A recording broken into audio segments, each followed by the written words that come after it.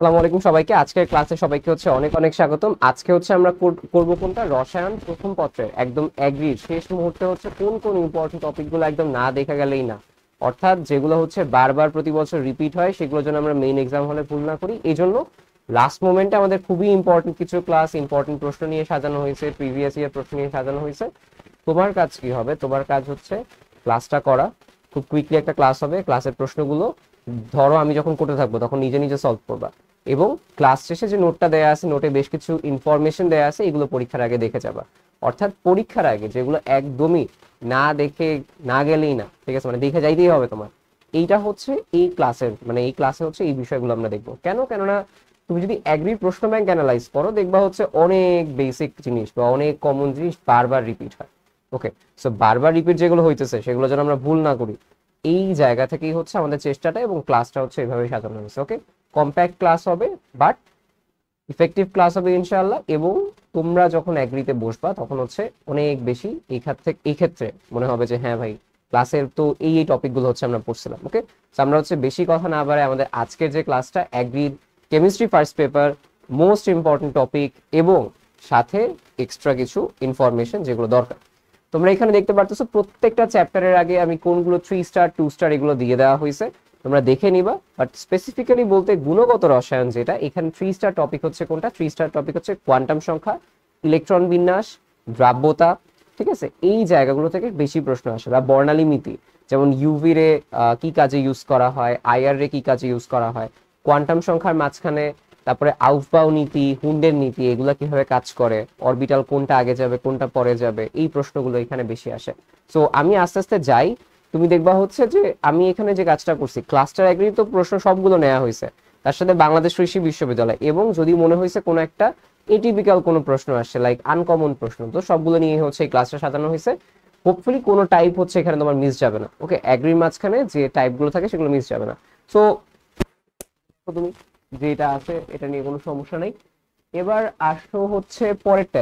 তো সালফার পরমাণুর নিউক্লিয়াসে নিউট্রন সংখ্যা হচ্ছে কত? আচ্ছা, সালফার যে পরমাণুটা আছে, ওকে, সালফার যে পরমাণু, এটা আসলে কিরকম আমি তোমাকে নর্মালি বলি। সালফার হচ্ছে 16, আর এদিকে আমরা ইউজুয়ালি বলি হচ্ছে 32, মানে 32 হচ্ছে ভর সংখ্যা, 16 হচ্ছে পারমাণবিক সংখ্যা। তাহলে আমাকে যদি বলে নিউট্রন সংখ্যা হচ্ছে কত, তাহলে আমি যদি নিউট্রন সংখ্যা বলি, এটা হচ্ছে কি ভর সংখ্যা এবং হচ্ছে আমার পারমাণবিক সংখ্যা, এটা হচ্ছে আমরা বিয়োগ দিয়ে দিই। ঠিক আছে, আমরা কি করি, ভর সংখ্যা এবং হচ্ছে পারমাণবিক সংখ্যা বিয়োগ দিয়ে দিই।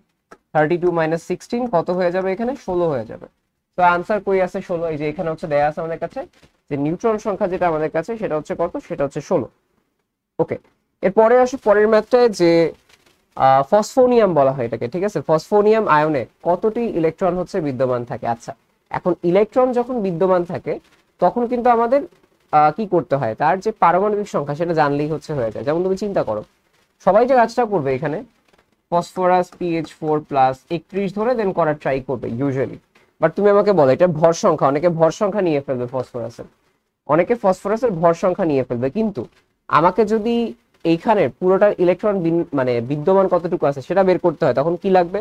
ফসফরাসে কয়টা ইলেকট্রন আছে, 4টা, হাইড্রোজেনে কি ইলেকট্রন আছে, এই বিষয়গুলো, তাই না? তাহলে আমাকে বলো, ফসফরাসের মেইনলি পারমাণবিক সংখ্যা হচ্ছে কত? ফসফরাসের পারমাণবিক সংখ্যা বা হচ্ছে আমরা বলি প্রোটন সংখ্যা, দেখো ফসফরাসের হচ্ছে প্রোটন সংখ্যা যা, ইলেকট্রন সংখ্যাও তাই। তাহলে ফসফরাসের প্রোটন সংখ্যা কত? ফসফরাসের প্রোটন সংখ্যা হচ্ছে 15। এবার আসে হচ্ছে আমাদের যে হাইড্রোজেনের হচ্ছে আমাদের কয়টা হবে বলো? হাইড্রোজেনের হচ্ছে ইলেকট্রন সংখ্যা একটা, এখানে কয়টা হাইড্রোজেন আছে? 4টা। তাহলে কত হবে এখানে? 4 × 1, তাই না? 4 × 1।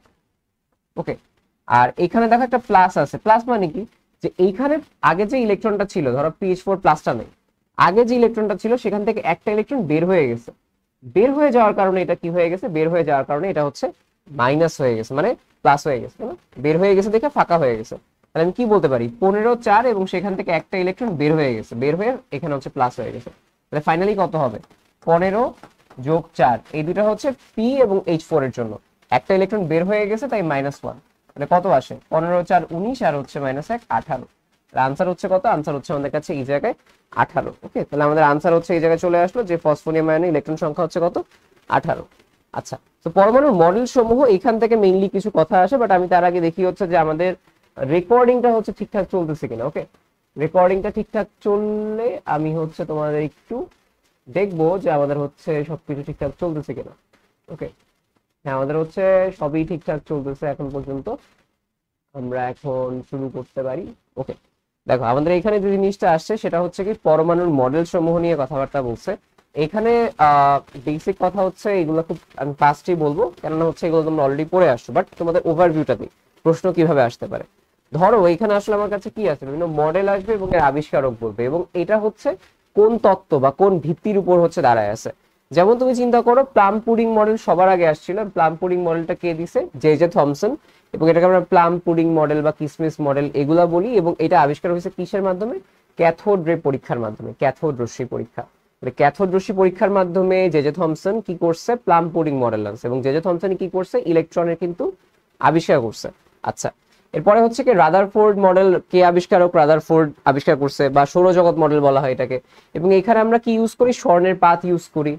কি কি পুরুত্ব কত, 0.0004 সেন্টিমিটার, 4টা শূন্য এরপরে 4 সেন্টিমিটার। এবং এটাকে আমরা কি বলি, আলফা কণা বিক্ষেপণ হয়েছিল এখানে। এবং এখানে আমরা কিসের আবরণ ইউজ করি প্রতিপ্রভার জন্য, জিঙ্ক সালফাইডের আবরণ হচ্ছে আমরা এখানে ইউজ করি। বোরের মডেল হচ্ছে কে, আবিষ্কারক বোর। এবং বোর হচ্ছে এই যে পরমাণু মডেলটা, এটা কিসের উপর দাঁড়ায় আছে, কোন ভিত্তির উপর দাঁড়ায় আছে, এটা হচ্ছে প্লাঙ্ক যে কোয়ান্টাম তত্ত্বটা দিছিল, তাই না, mvr/2 ওই যে কোয়ান্টাম তত্ত্ব, নির্দিষ্ট তত্ত্ব, এই তত্ত্বের উপর দাঁড়ায় আছে হচ্ছে বোর পরমাণু মডেল। এবং এর পরেরটা আছে সমারফিল্ড ও বোর, মানে শুধু সমারফিল্ড না, সমারফিল্ড ও বোর পরমাণু মডেল। কে আবিষ্কার করছে, সমারফিল্ড ও বোর। এবং এটা সূক্ষ্ম বর্ণালী যে বিশ্লেষণ করতে গিয়ে এটা হচ্ছে আবিষ্কার হয়েছে। লাস্ট ওয়ান হচ্ছে তরঙ্গ বলবিদ্যা। তরঙ্গ বলবিদ্যার হচ্ছে আবিষ্কারকটা দেখো ইম্পর্টেন্ট, যেমন শ্রোডিঞ্জার ডায়াগোনা, ঠিক আছে, শ্রোডিঞ্জার ডায়াগোনা। তরঙ্গ বলবিদ্যা হচ্ছে ডি ব্রগলি। ডি ব্রগলি কি যেন ছিল, ইলেকট্রন কণা দ্বৈত তত্ত্ব।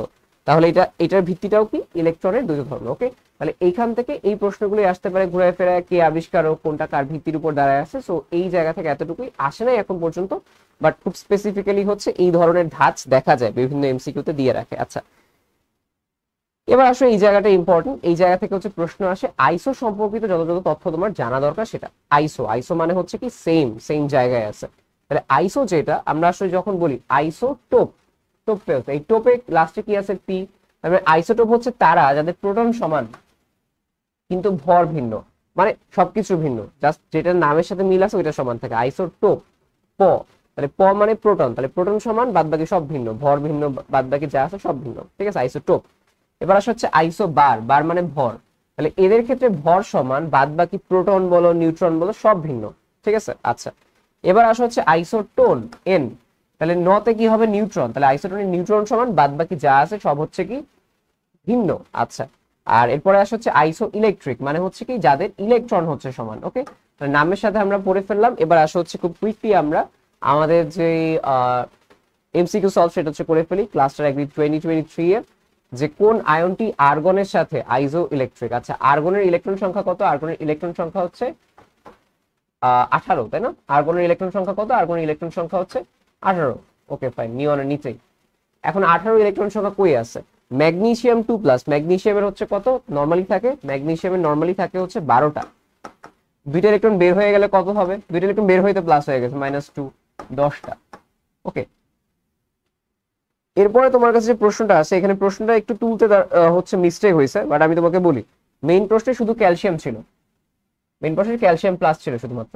তাহলে আমাকে বলো ক্যালসিয়াম প্লাস, ক্যালসিয়ামের হচ্ছে কত হবে এখানে আবার বলো, পটাশিয়াম ক্যালসিয়াম 20, তাই না, 20 থেকে 1 বিয়োগ দাও, কত চলে আসবে 19, তাহলে এটাও হচ্ছে হবে না। আর এখানে ছিল হচ্ছে ক্লোরিন -1। আচ্ছা, তাহলে ক্লোরিন যদি আমি বলি, ক্লোরিন -1, ক্লোরিন হচ্ছে কত, কয়টা থাকে, 17টা ইলেকট্রন, একটা ইলেকট্রন এক্সট্রা আছে, 17 যোগ 1 তাহলে কত হয়ে যায়, 18 হয়ে যায়। তাহলে আনসার হচ্ছে কোনটা, এটা। ওকে, আর ব্রোমিন হচ্ছে কত, ব্রোমিন হচ্ছে আমাকে একটু জানাও তোমরা কমেন্টে, এটা কত হবে, ঠিক আছে, এটা তোমাদের হচ্ছে টাস্ক, এটা তোমাদের এইচডব্লিউ দেখে ফেলবা, ঠিক আছে, বইটা খুলবা দেখবা। আচ্ছা, তো দ্যাটস ইট, এটা হচ্ছে আমাদের এইখানের পার্ট চলে গেল। এবার আসা হচ্ছে পরেরটায় যে যে সকল পরমাণুতে প্রোটন সংখ্যা সমান কিন্তু বাদ বাকি ভিন্ন, তাহলে প্রোটন সংখ্যা সমান মানে কি, পি, আইসোটোপ, কই আছে আইসোটোপ, এই যে, তাহলে এটা হচ্ছে কি আমরা বলতে পারি আইসোটোপ, দ্যাটস ইট। এখন তাহলে প্রশ্ন আসে যে ভাই আইসোটোপ তো বললাম, আইসোটোপের ব্যবহারটা কি ইম্পর্টেন্ট না? হ্যাঁ, আইসোটোপের ব্যবহারটা হচ্ছে অ্যাগ্রির জন্য ইম্পর্টেন্ট, ঠিক আছে? আইসোটোপের ব্যবহারটা ইম্পর্টেন্ট, কারণ অ্যাগ্রির যখন রিসার্চও করা হয় এখানে আইসোটোপ থাকে, তো আইসোটোপটা ডেফিনেটলি হচ্ছে ইম্পর্টেন্ট। আইসোটোপ থেকে কি কি আসে আমি সবকিছু তোমাদের দিয়ে দিয়েছি অলরেডি, একবার পড়াই দিই ইম্পর্টেন্ট গুলো। কোবাল্ট-60 যেটা, এটা হচ্ছে কি করে, ক্যান্সার আক্রান্ত কোষ ধ্বংস করতে হেল্প করে, ঠিক আছে? ক্যান্সার আক্রান্ত দোষ যে কোষ থাকে সেটা। আয়োডিন 131 কিসে? টিউমারের অবস্থান, বা আয়তন, গলগণ্ড এবং থাইরয়েড গ্রন্থি বৃদ্ধি, এগুলা টেস্টের জন্য ইউজ করা হয়, থাইরয়েডের টেস্টের জন্য। টাইটেনিয়াম যেটা, এটা হচ্ছে কি রক্তস্রোতে মিশ্রিত করে শরীরে রক্তের পরিমাণ নির্ণয় করে, রক্তের পরিমাণ গেল।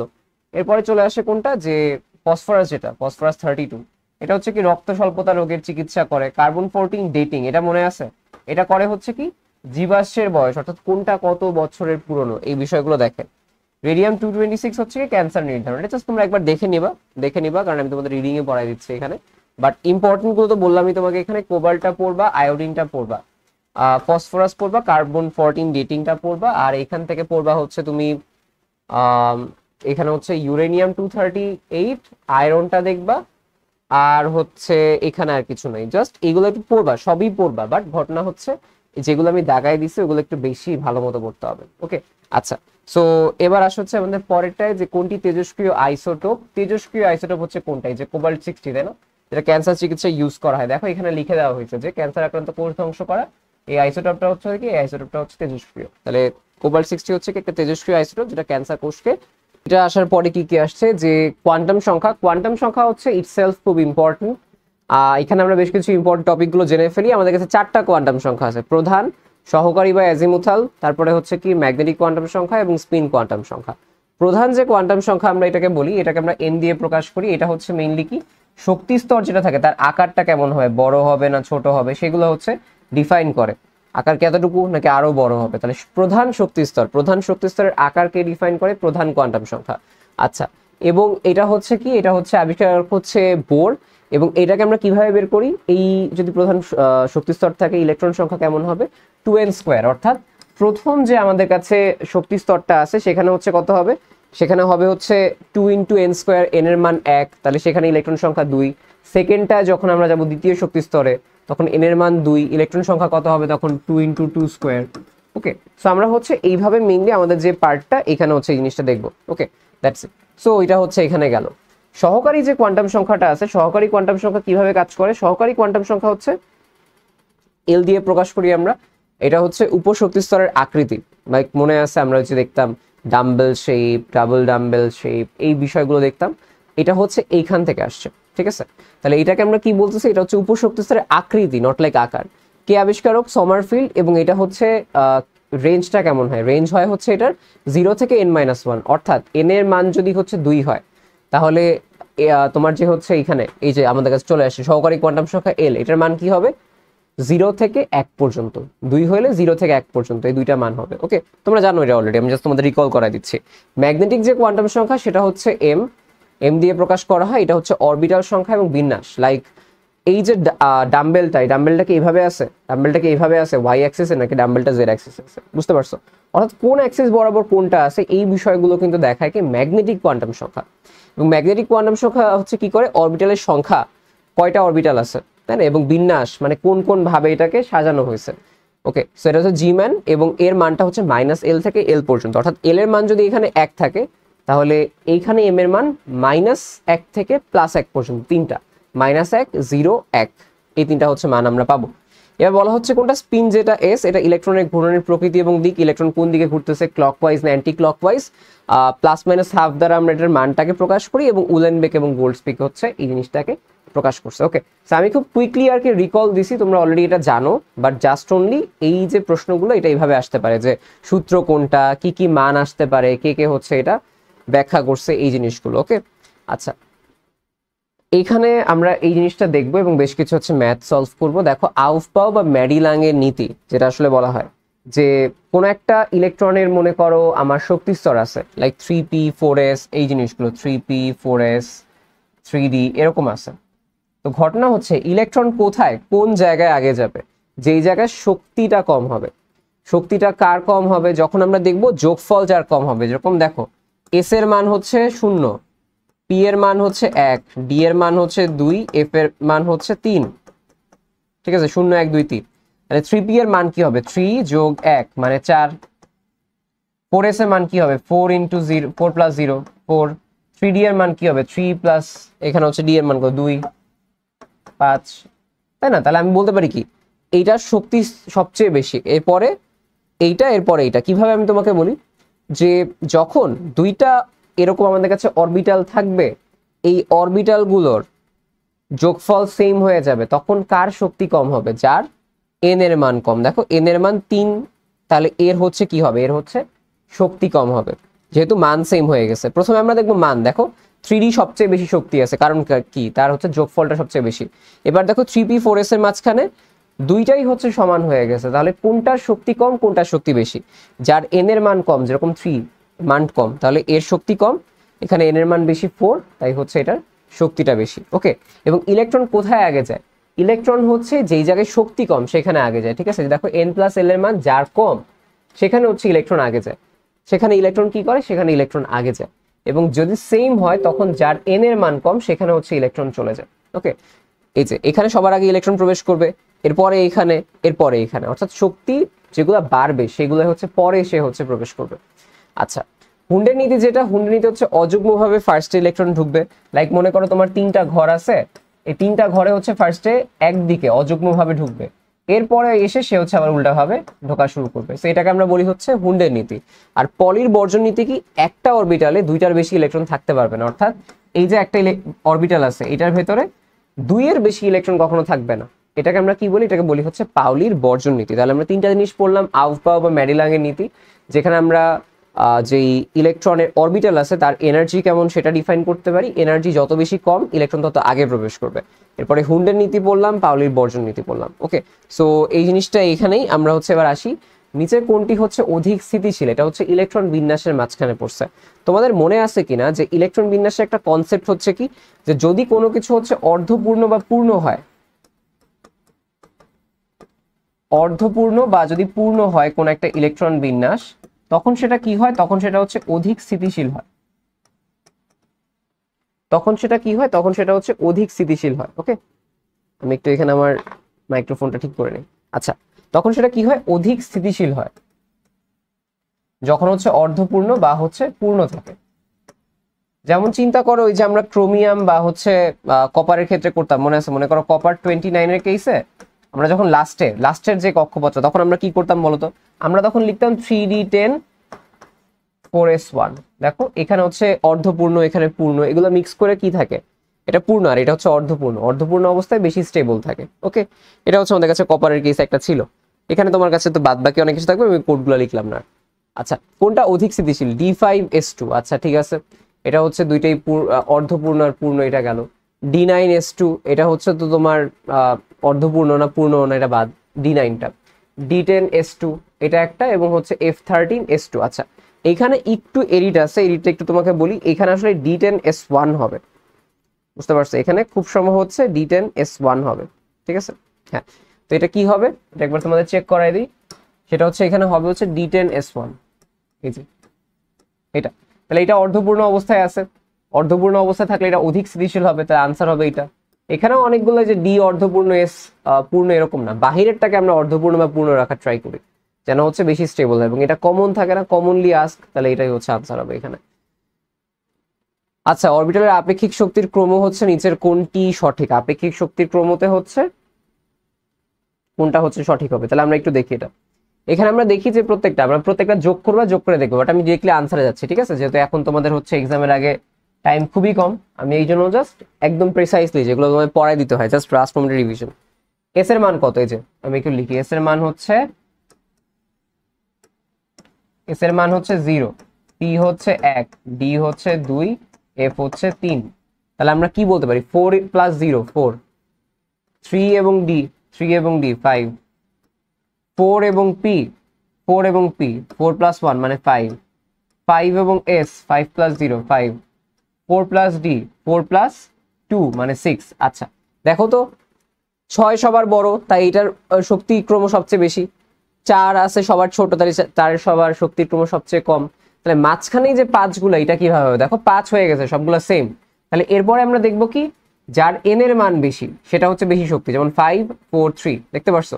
5 এর এন এর মান বেশি, তাই এটা শক্তি সবচেয়ে বেশি। এরপরে 4, এরপরে হচ্ছে 3, বুঝতে পারছো? তাহলে আমরা হচ্ছে এই জিনিসটা বলতে পারি কি, এটা হচ্ছে আমাদের কাছে কারেক্ট অ্যান্সার আপেক্ষিক শক্তির ক্রমর কেস। আসছে যে কোন সেটটি সব মৌলগুলোর ইলেকট্রন বিন্যাসে বেজোড় ইলেকট্রন হচ্ছে আছে। এখানে কি হবে, সোডিয়াম, সিলিকন, সালফার আছে, calcium, strontium, barium, calcium, phosphorus, xenon, zinc, magnesium, এগুলা একটু দেখো।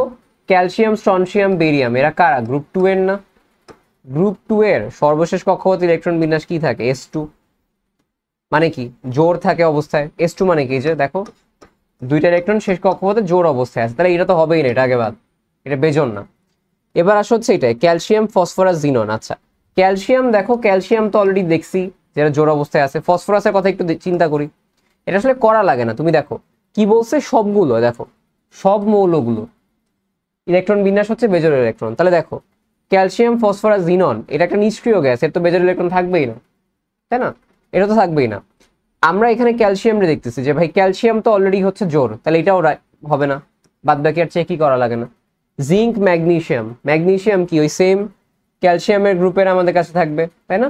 বেরিলিয়াম, ম্যাগনেসিয়াম, ক্যালসিয়াম, তাহলে এটাও ওই সেম গ্রুপের, জোর ইলেকট্রনই থাকবে, বেজোড় থাকবে না, তাহলে এটাও বাদ। আনসার হবে এইটা দিন শেষে। এগুলো আমরা অপশন এলিমিনেশন করে আনসার করতে পারি, তাহলে সবকিছু চেক করার প্রয়োজন হয় না, একটা মিলে নেই মানে বাদ। এটা এই ক্ষেত্রে সোডিয়ামের কেসে দেখো, সোডিয়াম হচ্ছে 11। লেটার দেখো ইলেকট্রন বিন্যাস কিরকম থাকে, 1s2, 2s2, 2p6, and then হচ্ছে কি হবে 3s1। দেখো এই যে শেষ কক্ষপথে একটা ইলেকট্রন। সিলিকন, যেটা সিলিকন হচ্ছে 14, সিলিকনে কি হবে 1s2, 2s2, 2p6, ঠিক আছে? এরপরে চলে আসবে আমাদের কাছে দেখো এই 10, 3s2, 3p2, ঠিক আছে? এই ঠিক।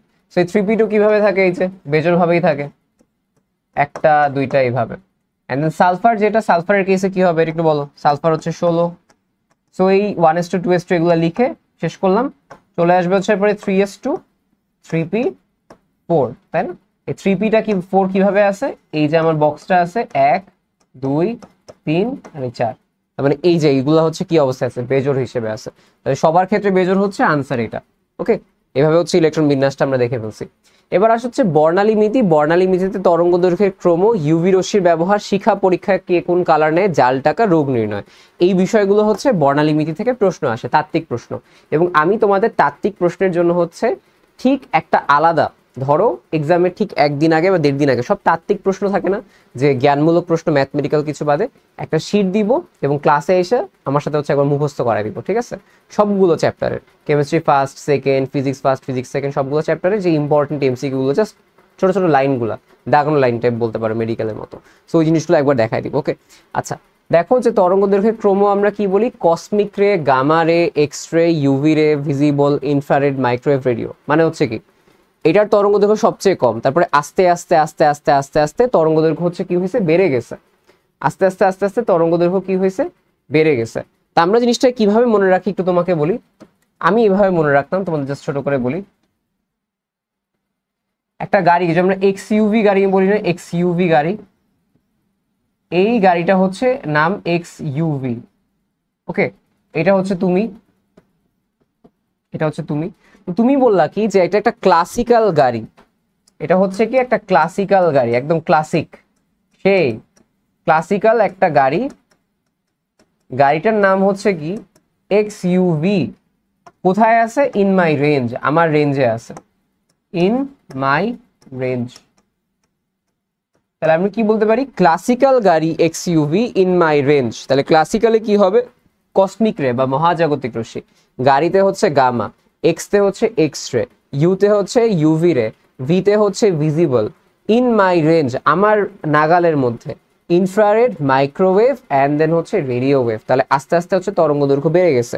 এবং আমাকে বলো তরঙ্গ দৈর্ঘ্য বাড়লে এনার্জি কি হয়, তরঙ্গ দৈর্ঘ্য বাড়লে শক্তি হচ্ছে কমে যায়, তাই না? কারণ আমরা কি জানি, E is equal to h c by হচ্ছে lambda, E is equal to h c by lambda, অর্থাৎ ল্যামডা বাড়লে এনার্জি হচ্ছে কমে যায়। এটা ইউভি রশ্মির একটা ব্যবহার আছে, একটা চার্ট আছে, বই খুলে অবশ্যই দেখবা যে কোনটার রেঞ্জের মধ্যে কোনটা কোনটা অপটিক্যাল সেন্সারে ইউজ করা হয়, কোনটা আইডি কার্ডে ইউজ করা হয়, বা কোনটা কোন কাজে ইউজ করা হয়, এটা একটু দেখে ফেলবা। এবং শিক্ষা পরীক্ষা একটা চার্ট আছে, বইয়ের মধ্যে দেখবা যে কোনটা কি ধরনের কালার নেয়, ওই জিনিসগুলো তোমরা হচ্ছে দেখে ফেলবা। ওকে, আচ্ছা। এবং জাল টাকা শনাক্তকরণে ইউভি রশ্মি, রোগ নির্ণয় আমাদের কাছে অনেক কেসে আইআর হচ্ছে ইউজ করা হয়, তাই না? আইআর, এমআরআই, এগুলা। সো এই কিছু বেসিক প্রশ্ন আর কি, বা বেসিক কিছু জিনিস তোমরা দেখে ফেলবা। যেমন এখানে আসছে দেখো বর্ণালী মিতি নিয়ে, হাইড্রোজেনের পারমাণবিক বর্ণালী কোন সিরিজটিতে দৃশ্যমান অঞ্চলে রশ্মি দেখা যায়। অর্থাৎ হাইড্রোজেনের যে পারমাণবিক বর্ণালী, ওখানে আমরা কি কি পাইছিলাম বিভিন্ন বর্ণালী বলতো, লাইমেন, বামার, প্যাশ্চেন, ব্র্যাকেট, ফান্ড, হামফ্রেস, এগুলা। তাহলে দেখা গেছে কি লাইমেন যেটা, লাইমেন হচ্ছে আমাদের কাছে, আমাদের এখানে কি আসবে, লাইমেন এখানে আমাদের কাছে ইউভি রেতে আলো দিত, ইউভি রে। এবং বামার যেটা, বামার চলে আসছে হচ্ছে আমাদের কাছে ভিজিবল রেতে, ভিজিবল রেতে হচ্ছে পারমাণবিক বর্ণালী দিত। এরপরে যা আছে সবই হচ্ছে আইআর, ইনফ্রারেড, প্যাশ্চেন, ব্র্যাকেট এরা। এবং এটাকে আমরা কি লিখি, এটাকে আমরা বলি হচ্ছে এইভাবে যে আমরা প্রথমটা যেটা সেটা হচ্ছে লাইমেন, প্রথমটা লাইমেন, এটা হচ্ছে কি, এটা হচ্ছে আলট্রাভায়োলেট, লাইমেন, বামার।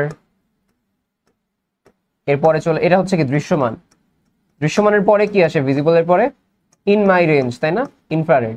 তাহলে প্যাশ্চেন, লাইমেন, বামার, প্যাশ্চেন, ঠিক আছে। আমরা এইটা হচ্ছে গেল যে L B P, and then হচ্ছে আমরা বলতে পারি হচ্ছে এই যে লাইমেন, বামার, প্যাশ্চেন, এন্ড দেন হচ্ছে ব্র্যাকেট। আমি একবার রিকল করে নিলাম আমার নিবোনিক্স, দেন ফান্ড, দেন হচ্ছে হামফ্রেস। আমি এটাকে ভাবে মনে রাখতাম যে এলবিপি ব্রোফা, এলবিপি ব্রোফা, এইভাবে আমি নর্মালি মনে রাখতাম, ওই হিসেবে রিকল করছি। এল বি পি ব্রোফা মানে হচ্ছে ফুন্ড এবং হচ্ছে হামফ্রিজ। ওকে, হচ্ছে 1 2 3 এভাবে আসছে। বাদ বাকি যা আছে লাইমেন আলট্রাভায়োলেট, বামার হচ্ছে ভিজিবল, বাদ বাকি যা আছে সবই হচ্ছে আইআর এর মাঝখানে পড়ছে। আচ্ছা, এবার যে প্রশ্নটা আসে সেটা হচ্ছে কোনটা, যে বিকিরণগুলোর মধ্যে সবচেয়ে শক্তি হচ্ছে কোনটা বেশি। আচ্ছা চিন্তা করো, যার ল্যামডার মান সবচেয়ে কম তার এনার্জি হচ্ছে সবচেয়ে বেশি হবে। তাহলে দেখি আমরা কি কি আছে, ক্লাসিক্যাল গাড়ি, এক্স ইউভি। তাহলে এই যে ইউটা আগে আসছে, তার মানে আলট্রাভায়োলেটের ল্যামডা সবচেয়ে কম, এখানে এনার্জি বেশি। আর এখানে সবচেয়ে বড় ইয়া কোনটা, ইউভি ইন মাই রেঞ্জ। তাহলে এই যে মাইক্রোওয়েভের ল্যামডা সবচেয়ে বেশি এবং এর এনার্জি হচ্ছে কি, এনার্জি হচ্ছে সবচেয়ে কম। ওকে, সো এই বিষয়টা হচ্ছে আমাদের কাছে গেল। এবার আসলে ফিজিওথেরাপিতে কোন রে হচ্ছে ব্যবহার করা হয়। ফিজিওথেরাপিতে একদম বেসিক প্রশ্ন, আইআর রে ইউজ করা হয়, ফ্রোজেন শোল্ডারে ইউজ করা হয়, তাই না। তারপরে হচ্ছে আমাদের বিভিন্ন ধরনের ওই যে ট্রিটমেন্টে আমরা ইউজ করি আইআর রে, তাই না, এইগুলো হচ্ছে আমরা মেইনলি ইউজ করি। সো এইগুলো হচ্ছে তোমার কাজে, বা এই পার্টটুকু অবশ্যই বই থেকে একবার রিডিং মেরে নিবা। এই চ্যাপ্টার থেকে দেখছো বেশি কিন্তু ম্যাথমেটিক্যাল কিছু আসতেছে না। এবার আসলে একটা ম্যাথমেটিক্যাল জিনিস, যে X2Y3 লবণের দ্রাব্যতা গুণফলের একক কত হবে। আচ্ছা, সো দ্রাব্যতা গুণফল যেটা আমরা ইউজুয়ালি বলি, ঠিক আছে, আমরা ধরো দ্রাব্যতা গুণফল যখন ভাগ করি তখন আসলে কি করি বলতো, আমরা হচ্ছে এটাকে ভাঙি, যে X2Y3 এটা কি হয়, 2x মাইনাস ভাগ হয়, আর হচ্ছে ভাগ দিলাম আমি, আর হচ্ছে 3y মাইনাসে হচ্ছে ভাগ হয়, বা প্লাসে ভাগ হয়, যেটাই তুমি ইউজ করো, 2x প্লাস 3y মাইনাস। মানে হচ্ছে কি এটাকে যখন আমি বসাবো তখন আসলে কি করতে হয় বলতো, তখন আসলে আমাকে এই যে 2 থাকে, 2x মাইনাস ধরো এটার উপরে, এর উপরে একটা হোল স্কোয়ার বসাইতে হয়, 3y এটা প্লাস দিই, 3y মাইনাসের উপর একটা কিউব বসাইতে হয়। মানে যে সংখ্যা থাকবে সেই সংখ্যাকে আমার হচ্ছে মেইনলি কিউবে বসাইতে হয় বা হচ্ছে স্কোয়ারে বসাইতে হয়, সেই হিসেবে আমাকে কাজ করতে হয়। তো বিভিন্ন সংখ্যা আসবে, অনেক কিছু আসবে, এত কিছু তো এই ম্যাথের পার্ট না। এই ম্যাথের পার্টটা হচ্ছে কি, আমি তোমাকে একটু সহজ ভাষায় বলি। মনে করো তোমার কাছে এরকম আছে যে ax by এমন কোন একটা যৌগ, এমন কোন একটা যৌগ, এই যৌগের, ঠিক আছে, এই যৌগটার যেই এককটা হবে আমি তোমাকে একটু বলি, এই যৌগটার একক কিরকম হবে। প্রথম কথা হচ্ছে এটা হয়ে যাবে হচ্ছে x two the power x, ঠিক আছে, y two the power y, okay, into হচ্ছে মোলারিটি। মোলারিটি কি হবে, মোলারিটি x প্লাস y, বুঝতে পারছো, এরকম জিনিসটা আমি তোমাকে একবার দেখাই। যে এই জায়গায় কি 2 আছে 3 আছে, তাহলে এই জায়গায় যে সহগটা হবে সেটা কি হবে, 2 স্কোয়ার ইনটু হচ্ছে 3 কিউব, এটা হচ্ছে এই সহগটা। এরপর একটা এস আসবে বা অন্য কিছু আসবে। এখন মোলারিটি চিন্তা করো, মোলারিটি হবে হচ্ছে two the power 5, molarity two the power 3 plus 2 মানে 5। আচ্ছা, মোলারিটি মানে কি, মোলারিটি মানে মোল per litre to the power 5, তাহলে কি হবে, মোল টু দি পাওয়ার 5 এবং লিটার টু দি পাওয়ার -5, জিনিসটা এরকমই। Okay, so mole to the power 5, litre to the power -5, কই আছে এটা, এটা হচ্ছে এখানে আছে। ওকে, এটা হচ্ছে 1 নাম্বারটাই আছে, যে mole to the power 5, litre to the power -5। I hope যে আমার সাউন্ড ঠিক আছে কিছুক্ষণের জন্য হলো, এটা হচ্ছে পড়ে গেছিল এখানে। ওকে ফাইন, দ্যাটস ইট, এখানে আর কিছু করা লাগবে না, জাস্ট দুইটা যোগ করে দিলেই এর এককটা চলে আসবে। এবার আমাদের যে প্রশ্নটা আসছে সেটা হচ্ছে যে একটা জলীয় দ্রবণের পিএইচ যদি 10 হয়, দ্রবণটিতে সর্বোচ্চ কত মোল পার লিটার ঘনমাত্রার ম্যাগনেসিয়াম থাকতে পারবে। আচ্ছা, তাহলে আমরা একটু ফার্স্টে বলি যে আমরা কি জানি, পিএইচ প্লাস পিওএইচ সমান হচ্ছে কি, সমান হচ্ছে 14। তাহলে এখানে পিএইচ দেয়া আছে 10, তাহলে পিওএইচ কত হবে, হবে হচ্ছে 14 মাইনাস 10 সমান 4। তাহলে এখানে পিওএইচ এর মান হচ্ছে কত, 4। কোনো কিছু পিওএইচ এর মান যদি 4 হয় তাহলে আমাকে বলো হাইড্রোক্সাইডের ঘনমাত্রা কত। জাস্ট 10 এর উপর মাইনাস করে দাও, 10 to the power minus 5 4। 10 to the power minus 4 কে যদি পি মানে পিওএইচ করো কি হয়ে যাবে, 4টা চলে আসবে না, এই জিনিসই চলে আসবে। তাহলে এখানে হাইড্রোক্সাইডের ঘনমাত্রা আমাদের কাছে কত আছে, হাইড্রোক্সাইডের ঘনমাত্রা আছে হচ্ছে 10 টু দি পাওয়ার মাইনাস 4। আচ্ছা, এবার তাহলে আমাকে বলো যে হাইড্রোক্সাইডের ঘনমাত্রা হচ্ছে তোমার কাছে 10 টু দি পাওয়ার মাইনাস 4 যদি থাকে, ওকে, তাহলে আমাদের এখানে একটা জিনিস দেখো যে এখানে কেএসপি দেয়া আছে কত, কেএসপি হচ্ছে 2 into 10 to the power minus 11। তাহলে কেএসপি সমান হচ্ছে কত, 2 into 10 to the power minus 11। এবং কেএসপি আসলে কিভাবে বের করা একটু বলো তো, ম্যাগনেসিয়ামের ঘনমাত্রা, হাইড্রোক্সাইডের ঘনমাত্রা, ম্যাগনেসিয়ামের ঘনমাত্রা এবং হাইড্রোক্সাইডের ঘনমাত্রার হোল স্কোয়ার, কেন নিচে 2 আছে তাই, এইটার মান হবে 2 into 10 to the power minus 11।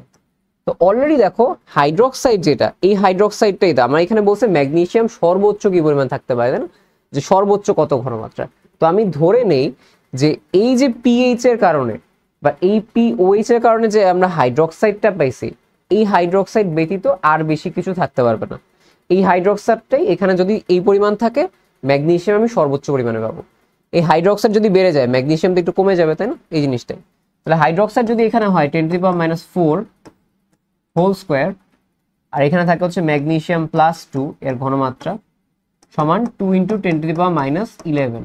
ওকে, এখন এটা হিসাব করো যে ম্যাগনেসিয়াম প্লাস 2 যেটা, এটা কি হবে 2 into 10 to the power minus 11 divided by 10 to the power minus 8। তাহলে কি হবে, মাইনাস 11 প্লাস 8 কত হয় 3, 2 into 10 to the power minus 3।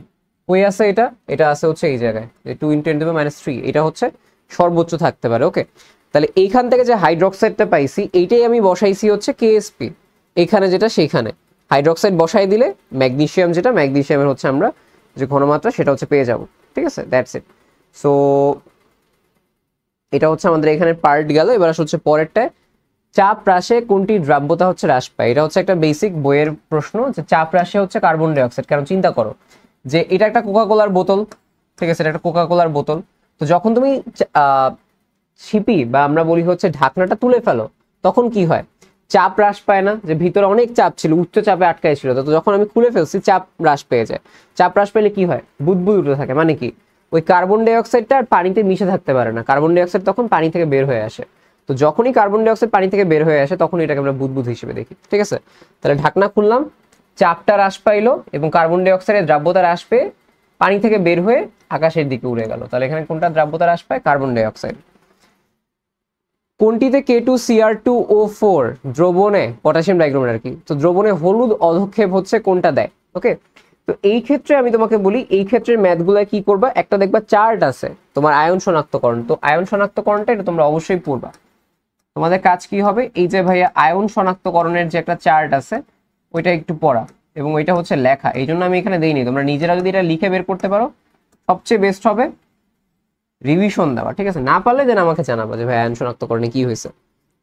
কোন যৌগের ক্ষারকীয় দ্রবণকে নেসলার দ্রবণ বলা হয়, ঠিক আছে, কোন যৌগের ক্ষারকীয় দ্রবণকে আমরা এটা বলি হচ্ছে যে KHgI3 বা K2HgI4, KHgI3 অথবা হচ্ছে K2HgI4, এদের যে ক্ষারকীয় দ্রবণ এদেরকে আমরা বলি নেসলার দ্রবণ। তার মানে এটাও হচ্ছে আয়ন শনাক্তকরণ থেকে, এটাও হচ্ছে আয়ন শনাক্তকরণ থেকে। ওকে, সো আমরা হচ্ছে আমাদের যেই বেসিক অধ্যায় নাম্বার 2 গুণগত রসায়ন একদম শুরু থেকে যে কোনটা কোনটা কোন কোয়ান্টাম সংখ্যা, ইলেকট্রন বিন্যাস বা হচ্ছে কোন কোন জায়গায় কি হয়েছে, এই যে পার্টটা, এই পার্টটা হচ্ছে আমরা শেষ করছি।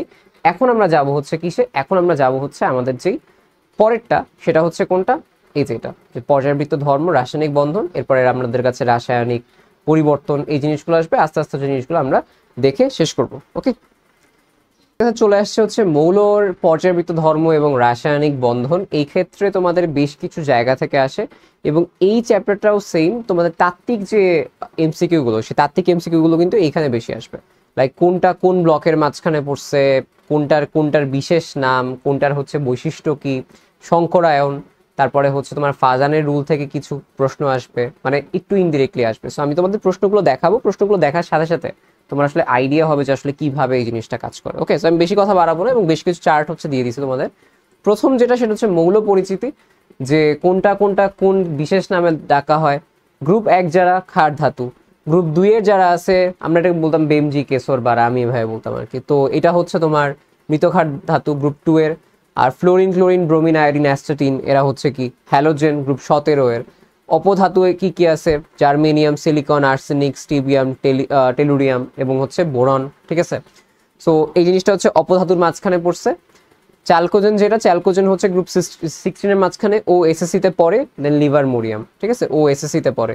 দেন মূল ধাতু হচ্ছে কপার, সিলভার, গোল্ড এবং নিষ্ক্রিয় গ্যাস যেটা গ্রুপ 18 এর হিলিয়াম, নিয়ন, আর্গন, ক্রিপ্টন, জেনন এবং রেডন।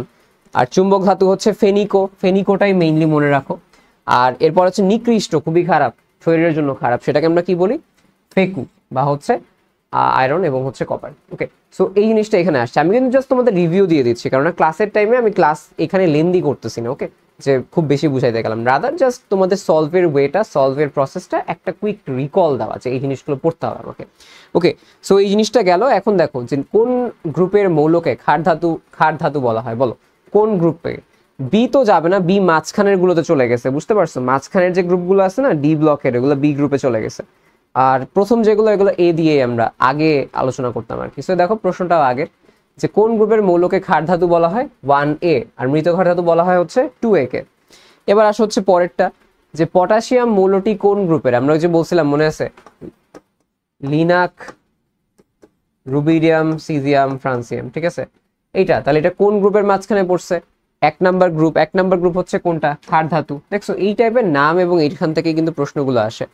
পটাশিয়ামের পারমাণবিক সংখ্যা হচ্ছে কত, পটাশিয়ামের পারমাণবিক সংখ্যা, ভাই ভর সংখ্যা চাই নাই, চাইছে হচ্ছে পারমাণবিক সংখ্যা। তো পটাশিয়ামের পারমাণবিক সংখ্যা আমরা জানি 19, মুখস্থ প্রশ্ন এখানে আর কি, আর কিছুই না। আচ্ছা, এরপরে আসা হচ্ছে নিষ্ক্রিয় গ্যাস বা গ্রুপ নাম্বার 18। এর কিন্তু বেশ কিছু কাজ আছে, ইভেন তোমরা যদি মেডিকেল প্রিপারেশন নিয়ে থাকো এগুলো পড়ে আসছো অলরেডি। কি কি আছে দেখো, হিলিয়াম, হিলিয়াম হচ্ছে খুবই ইম্পর্টেন্টলি হচ্ছে ডুবুরিরা শ্বাস প্রশ্বাসে হচ্ছে ব্যবহার করে অক্সিজেনের সাথে, ঠিক আছে, হালকা হয় এবং রিঅ্যাক্টিভ না। এবং এরপরে তরল হিলিয়াম এনএমআর মেশিন ও নিষ্ক্রিয় পরিবেশে ইউজ করা হয়, মানে নিষ্ক্রিয় পরিবেশ তৈরি করতে হিলিয়ামটা ইউজ করা হয়। ওকে, আচ্ছা, নিয়ন হচ্ছে কি, নিয়ন হচ্ছে আমাদের কাছে নিয়ন বাতি, নিজে আমরা বলি না নিয়নের আলো, তাহলে নিয়ন বাতি এটা চলে আসবে।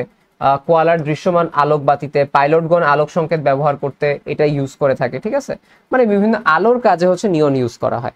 আর্গন হচ্ছে কি, আর্গন হচ্ছে বৈদ্যুতিক বাল্বে নাইট্রোজেনের পরিবর্তে নিষ্ক্রিয় পরিবেশ তৈরিতে ইউজ করা হয়। অর্থাৎ নাইট্রোজেন কিন্তু নিষ্ক্রিয় পরিবেশ তৈরি করতে পারে, নাইট্রোজেনের বদলে বৈদ্যুতিক যে বাতি যে জ্বলে আছে, সো ওইটার ভিতরে নিষ্ক্রিয় পরিবেশ তৈরি করতে আর্গনটা হচ্ছে ইউজ করা হতে পারে। এরপরে কি আছে, ক্রিপ্টন এবং জেনন, এটা হচ্ছে ফটোগ্রাফিক ফ্ল্যাশ বাল্ব তৈরিতে ক্রিপ্টন এবং জেনন মিশ্রণ ব্যবহার করা হয়। রেডন যেটা, এটা হচ্ছে কি ক্যান্সার চিকিৎসায় হচ্ছে এবং রেডিওথেরাপিতে, ওই যে আমরা ক্যান্সার চিকিৎসায় রেডিওথেরাপি ইউজ করি না, ওইখানে হচ্ছে ব্যবহার করা হয়। ওকে, তাহলে এইগুলো হচ্ছে দেখবা। আমি একটু স্পেসিফিক্যালি আরেকবার বলি, হিলিয়াম হচ্ছে ডুবুরির ক্ষেত্রে, নিয়ন হচ্ছে বিভিন্ন বাল্বে নিয়ন বাতিতে, আর্গন হচ্ছে বৈদ্যুতিক বাল্বে নিষ্ক্রিয় পরিবেশ রূপে, krypton xenon photographic flash bulb এবং রেডন যেটা, রেডন হচ্ছে ক্যান্সার চিকিৎসায় হচ্ছে আমরা এটা ইউজ করে থাকি। দ্যাটস ইট, একবার পড়ে ফেলবা এটা। দেন ডুবুরিরা অক্সিজেন সিলিন্ডারের মিশ্রণ হিসেবে কোন গ্যাস হচ্ছে ব্যবহার করেন, আমরা বলছি হিলিয়াম হচ্ছে ব্যবহার করেন। That's it. পরেরটা দেখো যে নিচের কোনটি হচ্ছে নিষ্ক্রিয় গ্যাস নয়, এখানে প্রশ্নটা ঠিক আসবে, দেখো প্রশ্নটা আসবে হচ্ছে নিচের কোনটি নিষ্ক্রিয় গ্যাস, আসলে নিচের কোনটি নিষ্ক্রিয় গ্যাস, তাহলে কোনটা হবে বলো, হিলিয়াম, হিলিয়াম তো হচ্ছে গ্রুপ 18 মাঝখানে। এবার আসা হচ্ছে বিভিন্ন ধরনের ব্লকের মৌল, ঠিক আছে, বিভিন্ন ব্লকের মৌল, তাহলে কি কি আছে, এস ব্লক যেটা অ্যালকালাইন মেটালস, মানে ক্ষার ধাতু, অ্যালকালাইন আর্থ মেটালস, মৃত ক্ষার ধাতু, তাই না। পি হচ্ছে রিপ্রেজেন্টেটিভ এলিমেন্ট বা আমরা বলি আদর্শ বা প্রতিরূপী মৌল। ওকে, এবং আমি তোমাকে বলি এস এবং পি ব্লক দুইটাকে একসাথেও মাঝে মধ্যে আদর্শ বা প্রতিনিধি মৌল বলা হয়। কি বলা হয়, আদর্শ বা প্রতিনিধি মৌল বলা হয়, এই দুইটাকে একসাথেও মাঝে মধ্যে। ডি ব্লককে ট্রানজিশন বা অবস্থান্ত ধাতু বলা হয়, এফ ব্লকে ইনার ট্রানজিশন বা আন্ত অবস্থান্ত ধাতু বা অন্ত অবস্থান্ত ধাতু হচ্ছে আমরা এখানে বলে থাকি, ঠিক আছে। আচ্ছা, সো এটা হচ্ছে বিভিন্ন ব্লকের name, S block, P block, D block এবং হচ্ছে এফ ব্লকের নাম হচ্ছে কি আছে সেটা। এবার আসা হচ্ছে এস ব্লক, যেটা এস ব্লক রিলেটেড বেশ কিছু কথা হচ্ছে আমি বলবো। এস ব্লকে দুইটা গ্রুপ আছে, একটা হচ্ছে গ্রুপ 1, একটা হচ্ছে গ্রুপ 2। গ্রুপ 1 এ কে কে আছে? লিনাক, রুবিডিয়াম, সিজিয়াম, ফ্রান্সিয়াম, ঠিক আছে, ওই যে তোমরা বিভিন্ন নিউমোনিক্স দিয়ে মনে রাখো। সো এদের ক্ষেত্রে জিনিসটা কি, এরা তীব্র তড়িৎ ধনাত্মক, মানে হচ্ছে কি সহজে প্লাস হয়ে যেতে পারে, যেরকম সোডিয়াম সহজেই সোডিয়াম প্লাস হয়ে যেতে পারে না, তাহলে এরা হচ্ছে কি তীব্র তড়িৎ ধনাত্মক ধাতু এরা, তাই না? এরা হচ্ছে দুই গ্রুপে, কিন্তু এস ব্লক কিন্তু দুইটাই হচ্ছে ধাতু। কি ধরনের ধাতু? এরা হচ্ছে খুবই নরম ধাতু, নমনীয় ধাতু, নরম, ছুরির সাহায্যে কাটা যায় দুইটার কেসে। এবং এই যে গ্রুপ 1, এরা পানির সঙ্গে তীব্র বিক্রিয়া করে। যে সোডিয়ামকে যদি তুমি পানির মাঝখানে রাইখা দাও, পানির মাঝখানে হচ্ছে ঢালো, তাহলে বার্স্ট হবে, অনেক হচ্ছে বড় বিস্ফোরণ হবে। তাহলে এরা হচ্ছে কি পানির সঙ্গে তীব্র বিক্রিয়া করে, দ্যাটস ইট। গ্রুপ 2 যেটা, সেখানে কি আছে? বেনজিক এসর বারা, মানে barium, magnesium, calcium, strontium, barium এবং হচ্ছে রেডিয়াম। এরা পানির সাথে বিক্রিয়া করে কি করে? হাইড্রোক্সাইড এবং হাইড্রোজেন।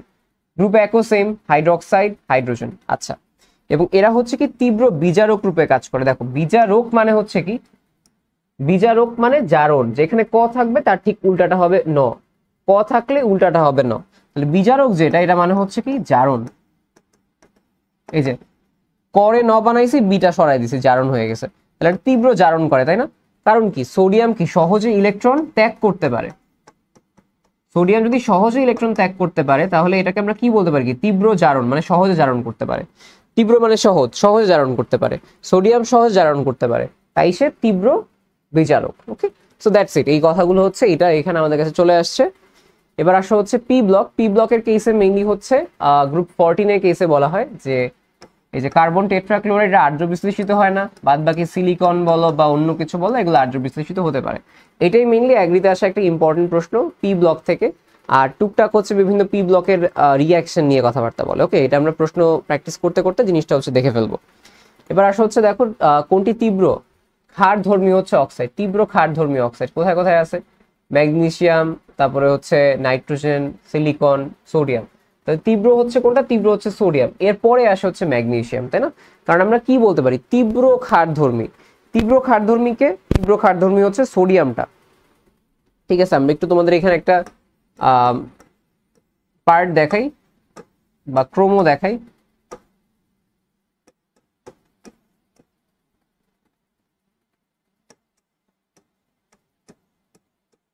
ঠিক আছে, মেইনলি হচ্ছে এইদিকে গেছে। ওকে, এইদিকে আস্তে আস্তে সক্রিয়তা বাড়ছে, কারণ আমরা কি জানি? চিন্তা করো, গ্রুপ 2 এটা ম্যাগনেসিয়াম অক্সাইড, গ্রুপ 1 এটা সোডিয়াম অক্সাইড।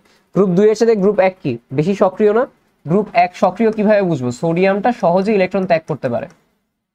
তাহলে যদি সোডিয়াম সহজে ইলেকট্রন ত্যাগ করতে পারে, তার মানে হচ্ছে কি সোডিয়াম বেশি সক্রিয়, সোডিয়াম হচ্ছে বেশি ক্ষারধর্মী অক্সাইড তৈরি করতে পারবে তাইলে।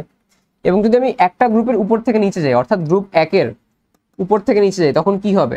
আস্তে আস্তে দেখো সাইজ বাড়ে, লিথিয়ামের চেয়ে সোডিয়ামের সাইজ বড়, পটাশিয়ামের সাইজ বড়, রুবিডিয়ামের সাইজ বড়, সিজিয়ামের সাইজ বড়। সাইজ যত বড় হয় ইলেকট্রন তত সহজে বের করতে পারে, তাই না? সাইজ যত বড় হয় ইলেকট্রন তত সহজে বের করতে পারে। তার মানে কি সিজিয়াম আরো সহজে ইলেকট্রন বের করতে পারে, সোডিয়াম তার চাইতে একটু কম সহজে ইলেকট্রন বের করতে পারে। ঠিক আছে, যত বেশি সহজ তত বেশি তীব্র, যত বেশি সহজ তত বেশি তীব্র। সিজিয়ামের সাইজ বড়, সিজিয়াম তাহলে সহজে ইলেকট্রন বের করতে পারে। সিজিয়ামের জন্য সহজ জিনিসটা, যেহেতু সিজিয়াম সহজে ইলেকট্রন বের করতে পারে, এর যে অক্সাইডটা এটা আরো বেশি ক্ষারধর্মী হবে। ওকে, এর অক্সাইডটা কি হবে? এর অক্সাইডটা হচ্ছে আরো বেশি ক্ষারধর্মী হবে। আচ্ছা, নিচের কোন মৌলটি হচ্ছে সবচেয়ে বেশি সক্রিয়? তাহলে আমাকে বলো যে লিনাক, রুবিডিয়াম, অনেক কিছু আসবে। তাহলে আমরা দেখো বেরিলিয়াম, যেটা বেরিলিয়াম হচ্ছে গ্রুপ 2 এর, তাহলে এটা আগেই বাদ। এগুলো হচ্ছে গ্রুপ 1 এর, তাহলে গ্রুপ 2 এরটা কম সক্রিয় তুলনামূলক, তাহলে এটা আগেই বাদ। তাহলে আমরা দেখি লিনাক, রুবিডিয়াম, সিজিয়াম। তাহলে চিন্তা করো গ্রুপ 1 এর সবচেয়ে বড় সাইজ কোনটার? এইটার। সবচেয়ে বড় সাইজ হলে ইলেকট্রন সহজে বের করতে পারবে, কারণ কি ইলেকট্রনের উপর কন্ট্রোল নাই, নিউক্লিয়াস এখানে, টেরিটরি অনেক বড়, সাইজ অনেক বড়। তাহলে এই জায়গার ইলেকট্রনকে কি রুবিডিয়াম আর কন্ট্রোল করতে পারবে? পারবে না, তখন ইলেকট্রনটা বের হয়ে যাবে। সো ইলেকট্রন হচ্ছে কি সহজে বের হয়ে আসে। তাহলে এটা হচ্ছে কি, এটা হচ্ছে সবচেয়ে বেশি সক্রিয় তখন হয়ে যাবে। আর এইটার মধ্যে সবচেয়ে কম সক্রিয় কোনটা হবে? কম সক্রিয় হচ্ছে এখানে হবে বেরিলিয়াম। ঠিক আছে, বেরিলিয়ামটা তুলনামূলক কম সক্রিয় হবে। দুইটা করে আছে, যুগ্ম ইলেকট্রন আছে। ম্যাগনেসিয়াম ফসফেটের হচ্ছে সংকেত কোনটা? আমরা বলি, আমরা যখন হচ্ছে সংকেত লিখি তখন মনে করো এ নামক একটা যৌগ আছে, যার মনে করো ইলেকট্রন বের হয়েছে বা যার মনে করো চার্জ হয়ে গেছে কিছু একটা, বা আমি তোমাকে ধরো মনে করি দুইটা ইলেকট্রন সে বের করতে পারে, কয়টা, দুইটা ইলেকট্রন বের করতে পারে বা এন সংখ্যক ইলেকট্রন বের করতে পারে। আরেকটা মৌল বি, সেটা মনে করো এম সংখ্যক ইলেকট্রন গ্রহণ করতে পারে, সামথিং কিছু একটা। সো এদের মিলায় যে যৌগটা হবে সেটা কি হবে, এ এম বি এন, মানে এ এর সাথে যাবে এম, বি এর সাথে যাবে হচ্ছে এন। আমরা একটু এখানে দেখি যে ম্যাগনেসিয়াম ফসফেট, ম্যাগনেসিয়াম কি করে, ম্যাগনেসিয়াম দুইটা ইলেকট্রন ত্যাগ করে, তাই না? এবং ফসফেট যেটা PO4 এর চার্জ কত, 3-, তাহলে এটা আসলে মেইনলি তিনটা, 3 ফসফেট। তাহলে কি হবে, ম্যাগনেসিয়ামে যাবে 3, ফসফেটে যাবে 2, তাহলে Mg3PO4 2, ঠিক আছে, Mg3 এবং হচ্ছে PO4 2। এটা কই আছে আমরা একটু দেখি, এটা হচ্ছে তোমাদের কাছে 4 নম্বরে আছে, Mg3PO4 2, অর্থাৎ ম্যাগনেসিয়ামের চার্জ যাবে ফসফেটে, ফসফেটের চার্জ যাবে ম্যাগনেসিয়ামে, তাইলেই হচ্ছে হয়ে যায় সংখ্যা। কোন যৌগটি জলীয় দ্রবণে সবচেয়ে সহজে হাইড্রো বিশ্লেষিত হতে পারে, অর্থাৎ কোনটা সবচেয়ে সহজে পানির সাথে যুক্ত হইতে পারে, পানির সাথে কোনটা সহজে যুক্ত হতে পারে, আমরা একটু দেখি যে CCl4, silicon tetrachloride, tin chloride, lead chloride হবে এটা আসলে মেইনলি, ঠিক আছে। দেখো আমরা কি বলতে পারি, এটা হচ্ছে গ্রুপ 14 যেটা উপর থেকে নিচে যাচ্ছে। আর্য বিশ্লেষিতর ক্ষেত্রে সাইজ যার ছোট, ঠিক আছে, সে হচ্ছে বেশি ভালো হইতে পারবে। তাহলে আমরা কি বলতে পারি, সিলিকন এখানে সবচেয়ে বেশি ছোট না কার্বন বেশি ছোট, কার্বন বেশি ছোট, তাহলে এর কি বেশি হওয়ার কথা না, যে এর আর্য বিশ্লেষিত হওয়ার কথা বেশি, কিন্তু না, কার্বনের আসলে ইলেকট্রনই মানে মেইন কথা ফাঁকা ডি অরবিটালে নেই কার্বনের, যেহেতু ফাঁকা ডি অরবিটাল নাই সেহেতু হচ্ছে এটা আর্য বিশ্লেষিত করতে পারে না। ওই যে আমরা বলছিলাম মনে আছে CCl4 আর্য বিশ্লেষিত হয়ই না, তাহলে এর পরে কে আছে, সিলিকন ক্লোরাইড, তাহলে এর কি হবে, এটা সহজে আর্য বিশ্লেষিত হবে, এটাই সিলিকন হচ্ছে টেট্রাক্লোরাইড। এরপরে খুবই ইম্পর্টেন্ট ভাবে এক নজরে অবস্থান্তর ধাতুসমূহের আয়নের বর্ণ, চার্টটা পড়ে ফেলবা যেভাবে হোক, 1-2 বার হচ্ছে রিডিং মারবা, দ্যাটস ইট, ওকে। সো এইখান থেকে চার্ট থেকে সত্যি কথা বলতে প্রশ্ন আসে, অনেক প্রশ্ন আসে, চার্টটা থেকে প্রশ্ন আসে এবং অনেক প্রশ্ন আসে, ওকে। একটা প্রশ্ন বা দুটো প্রশ্ন দেখাই তোমাদের, যে আয়রন 2+, কপার +2, ভ্যানেডিয়াম 3+, কোবাল্ট 2+, আয়ন সমূহের বর্ণের ক্রম যথাক্রমে। এইটা যদি আমাকে কেউ নাও বলতো তাও আমি পারতাম। কিভাবে বলি, কয়েকটা কমন বর্ণ জানা উচিত, যেমন দেখো আয়রন +2, আয়রন +3, এগুলো জানবা, অবশ্যই জানবা। দেখো কই গেল এখানে, এই যে এই দুটো অবশ্যই জানবা, আয়রন +2, আয়রন +3, ঠিক আছে, কপার +2, জিঙ্ক +2, এগুলো কিন্তু ওই যে আমরা চ্যাপ্টার 2 এর ওই যে আয়ন শনাক্তকরণ আছে না, ওইখানেও কিন্তু ওইটা আছে, ওইখানেও কিন্তু আছে, তো অবশ্যই দেখবা। এই তিনটা মোটামুটি দেখলেই হচ্ছে হয়ে যায়। তো দেখো আমরা জানি আয়রন +2 হচ্ছে সবুজ, তাহলে এরা সবুজ সবুজ, এটা হালকা বাদামি হালকা বাদামি, তাহলে BRD সবার আগেই বাদ, BRD করলাম সবার আগে বাদ দিলাম। এবার দেখো আয়রন 2+ সবুজ, কপারটাকে আমরা, কপারকে আমরা সায়ানো বলি না, সায়ানো বা নীল, এই ওয়ার্ডটা ইউজ করি বায়োলজিতেও, তাহলে নীল কই আছে, সবুজের পরে নীল, এই যে, তাহলে আর কিছু পড়াই লাগলো না, এই দুটো দিয়ে সবুজ আর নীল লাগাই দেওয়া যায়। বাদ বাকি ভেনেডিয়াম কোবাল্ট তো আমি পড়িই নেই আগে, ইভেন আমিও আমার টাইম এটা পড়ি নেই, আমি হইলে এটা এইভাবেই আনসার করতাম, ঠিক আছে, এইটাই। সেখানে হচ্ছে সবুজ গোলাপি, তাহলে ভেনেডিয়াম 3+ হচ্ছে কি সবুজ, কোবাল্ট 2+ হচ্ছে কি গোলাপি, ওকে। সো দেখো অনেকবারই হচ্ছে প্রশ্নটা চলে আসছে। এবার আসলে হচ্ছে খুবই ইম্পর্টেন্ট একটা টপিক, সেটা হচ্ছে যে আকার, ব্যাসার্ধ, ইলেকট্রন আসক্তি, আয়নীকরণ শক্তি, এই বিষয়গুলো। তার আগে হচ্ছে আমি একবার চেক করে আসি যে আমার হচ্ছে সাউন্ড বা অন্য কিছু হচ্ছে ঠিক আছে কিনা। আচ্ছা দেখো আমাদের কাছে এখন হচ্ছে কি আসছে, আমাদের কাছে এখন আসছে হচ্ছে আকার বা হচ্ছে ব্যাসার্ধ। আমি সবকিছু, এটা আয়নীকরণ শক্তি হোক বা হচ্ছে ইলেকট্রন আসক্তি হোক, প্রত্যেকটা জিনিস এই আমার যে ব্যাসার্ধ আছে বা আকার আছে সেটার সাহায্যে মনে রাখি, এবং খুব লজিক্যাল, জিনিসটা খুবই লজিক্যাল, আমি তোমাকে বলি। জাস্ট এতটুকু মনে রাখো, বাম থেকে ডানে গেলে সাইজ কমে, তাই না, বাম থেকে ডানে গেলে নতুন কোনো শক্তি স্তর অ্যাড হয় না, দেন চার্জ সংখ্যা বাড়ে, তাই দেখা যায় যে এটা যদি এরকম হয়, পরেরটা হয়ে যায় এতটুকু, পরেরটা হয়ে যায় এতটুকু, পরেরটা হয়ে যায় এতটুকু, পরেরটা হয়ে যায় এতটুকু, অর্থাৎ বাম থেকে ডানে গেলে কি হয়, আকার হচ্ছে কমে, ছোট হয়। উপর থেকে নিচে গেলে কি হয়, নতুন করে শক্তি স্তর অ্যাড হয়, অর্থাৎ বড় হয়, অনেক বড় হয়। উপর থেকে নিচে গেলে কি হয়, সাইজ হচ্ছে বেড়ে যায়। আচ্ছা আমাকে একটু বলো তো, আমি একটা কথা সবসময় বলতাম, যত বেশি ছোট সাইজ কন্ট্রোল করা ইজি, ছোট মানুষ বা ছোট জিনিস কন্ট্রোল করা ইজি, যখন আস্তে আস্তে বড় হয়, বড়দের কন্ট্রোল করা যায়, বা বড় একটা রাজ্য, এই রাজ্যকে কন্ট্রোল করা টাফ না, যত বড় রাজ্য কন্ট্রোল করা তত বেশি টাফ, তাই না? এইখান থেকে মেইনলি আসলে টপিকটা তোমার চলে আসে। দেখো যে সাইজ যত কম মানে টেরিটরি যত ছোট, টেরিটরি যত ছোট তোমার কি হবে, আয়োনাইজেশন এনার্জি অনেক বেশি হবে বা আয়নীকরণ শক্তি অনেক বেশি। আচ্ছা, আয়নীকরণ শক্তি মানে কি, যে আমার একটা জায়গা আছে, এই জায়গা থেকে ইলেকট্রনটা কি হবে, বের হয়ে যাবে, এটাকে আমরা বলি আয়নীকরণ শক্তি। মানে বের করতে কি পরিমাণ শক্তি লাগে, মনে করো বের করতে শক্তি লাগছে 10 জুল, তাহলে আয়নীকরণ শক্তি হচ্ছে 10 জুল। ওকে, তাহলে চিন্তা করো টেরিটরিটা অনেক ছোট, তাহলে ছোট হইলে কি হয়, কন্ট্রোল বেশি না, যে না আমি তোমার যেতে দিব না, না না না যেতে দিব না, তখন তোমার এরে বের করতে কি বেশি পরিমাণ শক্তি দেওয়া লাগে না, তখন তোমার শক্তি দেওয়া লাগবে ধরো 1000 জুল। ঠিক আছে, তার মানে হচ্ছে কি টেরিটরি ছোট হইলে এ ধৈর্য রাখে, তো এখান থেকে বের করতে হলে বেশি শক্তি দিতে হয়, বেশি আয়নীকরণ শক্তি দিতে হয়। বুঝতে পারছো? তাহলে এইটা হচ্ছে কি, এটা হচ্ছে আমাদের কাছে যখন ছোট সাইজ থাকে মানে তখন হচ্ছে কি আয়নীকরণ শক্তি বাড়ে। মানে হচ্ছে কি সাইজ ছোট কখন হয়, বাম থেকে ডানে গেলে, তাহলে বাম থেকে ডানে গেলে সাইজ ছোট হয়, আয়নীকরণ শক্তি বাড়ে। আয়নীকরণ শক্তি মানে কি ইলেকট্রন ত্যাগ কম হয়ে যায়, ইলেকট্রন ত্যাগের প্রবণতা কম। মানে জিনিসটা আমি তোমাকে বলি, মনে করো আয়নীকরণ শক্তি হচ্ছে অনেক বেশি, মানে কি অনেক শক্তি দিয়ে বের করা লাগে, মানে কি সহজে ইলেকট্রন বের হয় না, স্বতঃস্ফূর্ত না। লাইক চিন্তা করো যার ইলেকট্রন সহজে বের হয় তার কি আয়নীকরণ বেশি শক্তি লাগবে, লাগবে না। যেরকম সোডিয়ামের কথা চিন্তা করো, সোডিয়াম থেকে তো সহজে ইলেকট্রন বের হয়ে যায়, বেশি শক্তি লাগেই না, সামান্য একটু যদি হিন্ট দেই যে ব্রো বের হয়ে আসো, তাহলেই বের হয়ে আসে। কিন্তু তুমি যদি ক্লোরিনের থেকে একটা ইলেকট্রন বের করতে চাও, এটা তো ভাই প্যারা হয়ে যায়, এইখানে তো অনেক শক্তি লাগবে, তাই না? তাহলে জিনিসটা এটাই যে আয়নীকরণ শক্তি যখন বেড়ে যায়, ইলেকট্রন ত্যাগ করা কি হয়ে যায়, কমে যায়, তাই না? ইলেকট্রন ত্যাগ মানে কি, জারণ, জারণ কমে যায়, তাই না? জারণ কমে যায়, বা কি লেখা যায়, বিজারণ বেড়ে যায়। বুঝতে পারছো? প্রত্যেকটা হচ্ছে একটা আরেকটা কানেক্টেড। যার আয়নীকরণ শক্তি বেশি বিজারণ বেড়ে যায়। আচ্ছা, বিজারণ মানে কি, ইলেকট্রন গ্রহণ করা বেড়ে যায়, তাই না?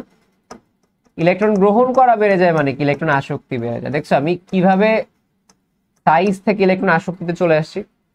বুঝতে পারছো কি করছি আমি? সব লজিক্যাল। সাইজ যখন ছোট আয়নীকরণ শক্তি বেশি, মানে সাইজ কখন ছোট আমাকে এটা একটু বলো। সাইজ যখন ছোট, সাইজ কখন ছোট, যখন বাম থেকে ডানে যাব। তাহলে দেখো কিভাবে প্রত্যেকটা জিনিস লজিক্যাল।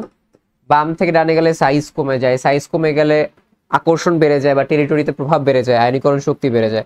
আয়নীকরণ শক্তি বেড়ে গেলে ইলেকট্রন ত্যাগ কমে যায়, ইলেকট্রন ত্যাগ কমে যায় মানে হচ্ছে জারণ কমে যায়, জারণ কমে যায় মানে বিজারণ বেড়ে যায়, বিজারণ বেড়ে যায় মানে ইলেকট্রন গ্রহণ বেড়ে যায়, ইলেকট্রন গ্রহণ বেড়ে যাওয়া মানে ইলেকট্রন আসক্তি বেড়ে যাওয়া।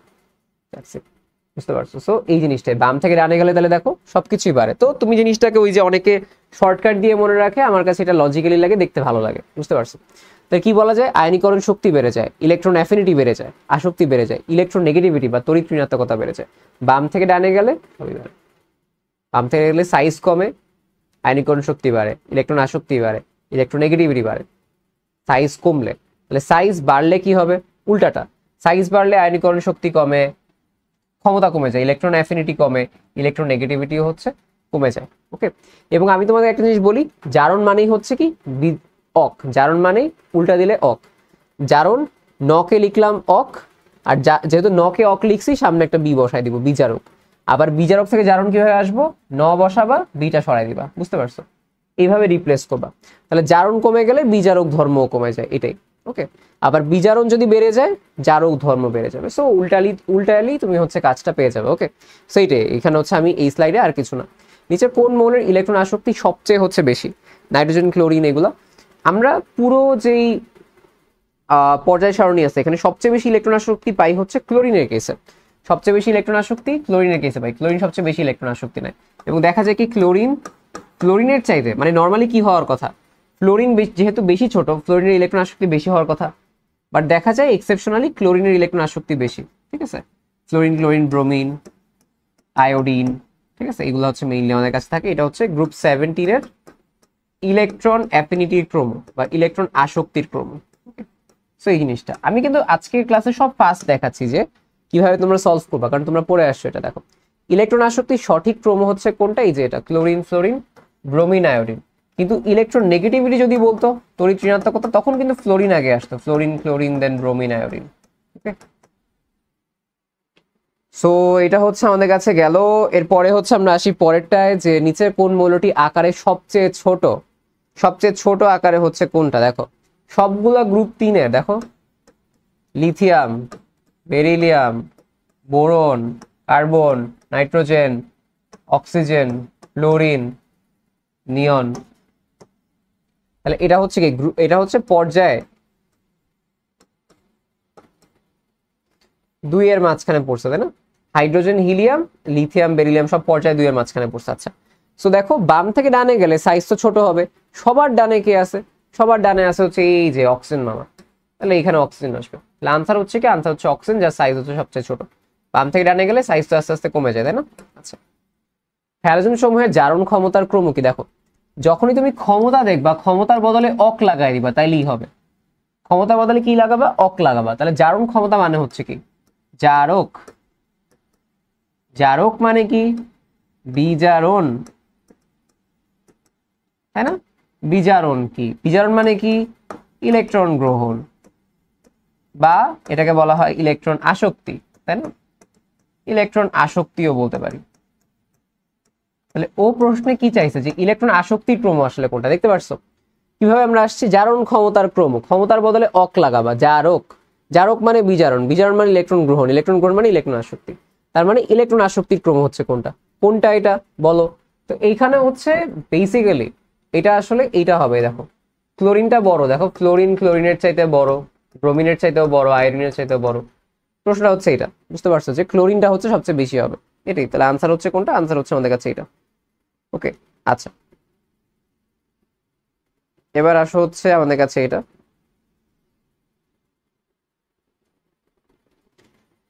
যে সিগমা এবং হচ্ছে পাই বন্ধন। আমরা দুই ধরনের বন্ধন দেখি, যে যদি হচ্ছে দুইটা অরবিটাল মুখোমুখি এইভাবে অতিক্রমণ করে, লাইক এইভাবে এইভাবে দুইটা অরবিটাল হচ্ছে অতিক্রমণ করছে, এটাকে আমরা বলি সিগমা বন্ধন।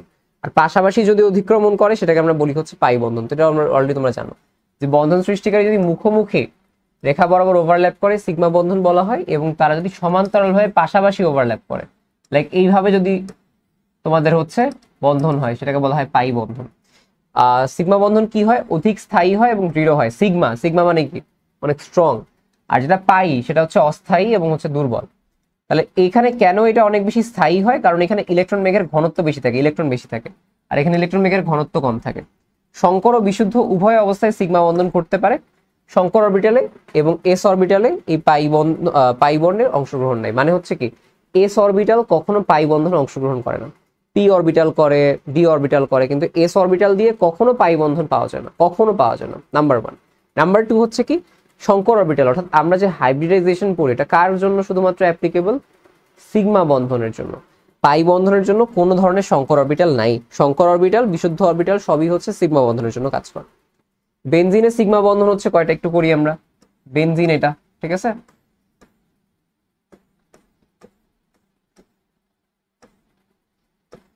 ওকে, 1 2 3 4 5 6 বেনজিন আঁকলাম। বেনজিনে তো হাইড্রোজেনও যুক্ত থাকে,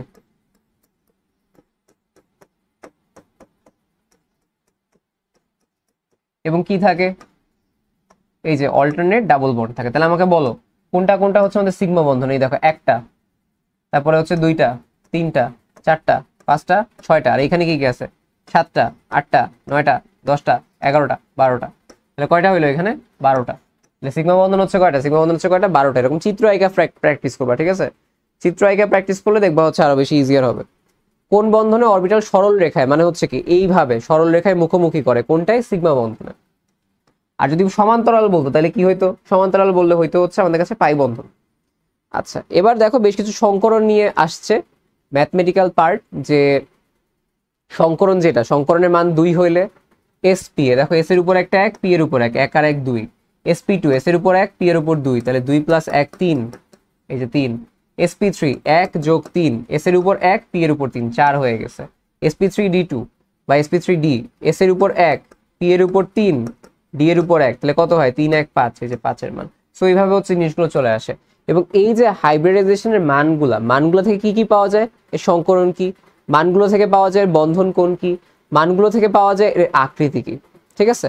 যদি 2 হয় তখন এসপি সংকরণ বন্ধন কোণ 180 ডিগ্রি সরলরৈখিকভাবে থাকে, এটা তোমরা অলরেডি জানো।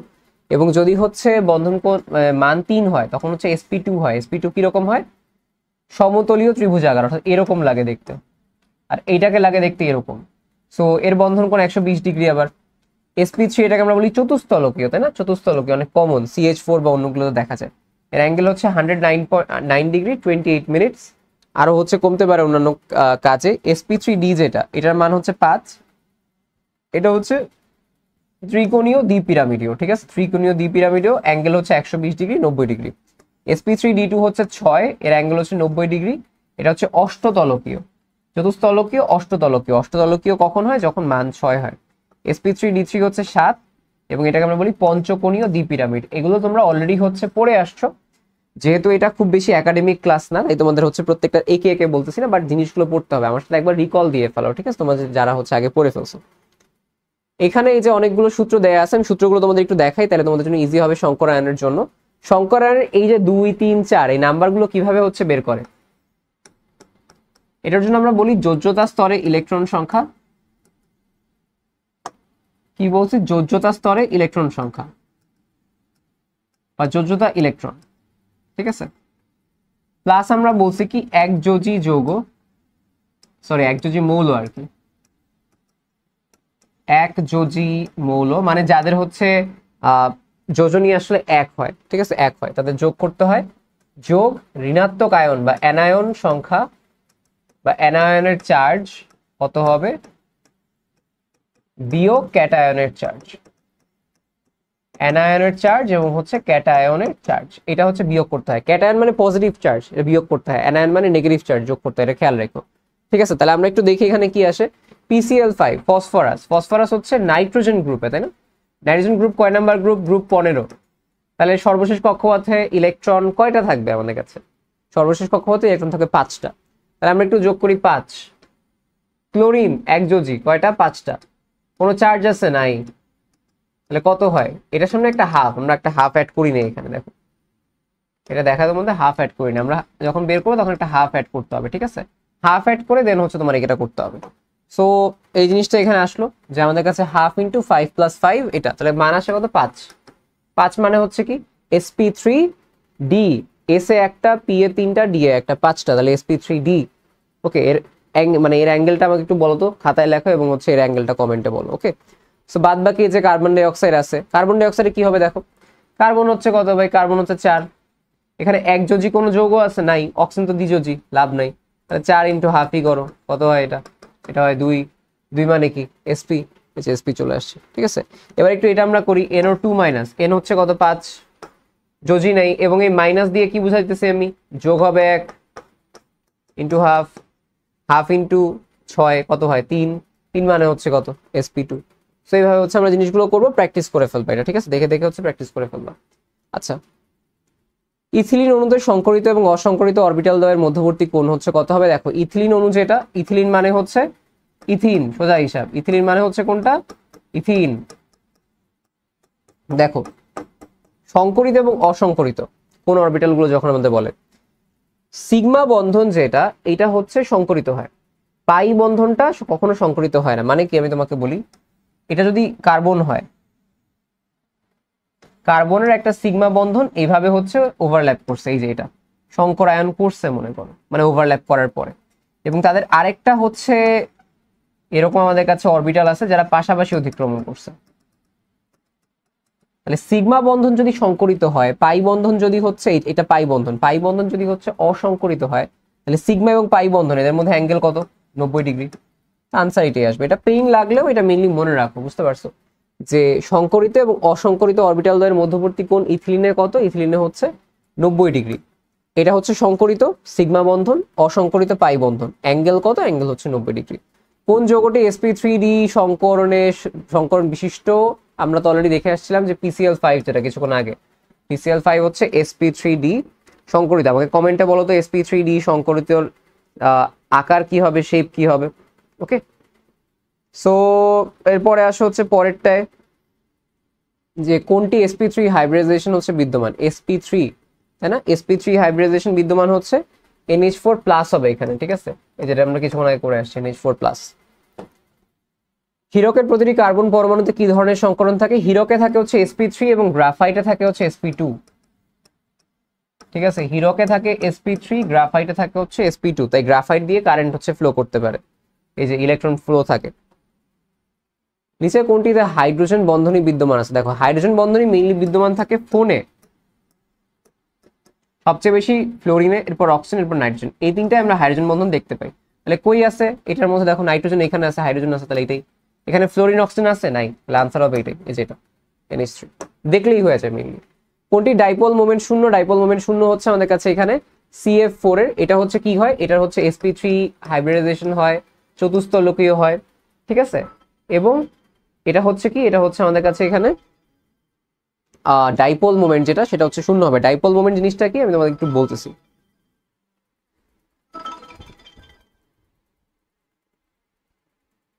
আচ্ছা, সো ডাইপোল মোমেন্ট যেটা, ডাইপোল মোমেন্টে মেইনলি হচ্ছে কি যে কোনো ধরনের আসলে মোমেন্টাম থাকে না, সোজা হিসাব, মানে জিনিসটা হচ্ছে আমি তোমাকে বলি, এক্সট্রা কোনো টান ফিল করে না, স্টেবল থাকে। লাইক চারিদিকের দিক থেকে তোমার হাইড্রোজেনের যে আকর্ষণগুলা, এটা না এটাকে ফিক্স রাখে, একটা জায়গায় ফিক্স রাখে। সো এটা হচ্ছে মেইনলি ডাইপোল মোমেন্টের একটা ছোট কনসেপ্ট বলতে পারো আর কি, আর কিছু না। সব জায়গা থেকে সেম টাইপ অফ হচ্ছে টান দেয়, এটাই। আচ্ছা, ফাজানের নীতি, এই ফাজানের নীতিটা হচ্ছে আমরা এখন ছোট্ট করে হচ্ছে পড়ে ফেলবো, ঠিক আছে। ফাজানের নীতি যেটা,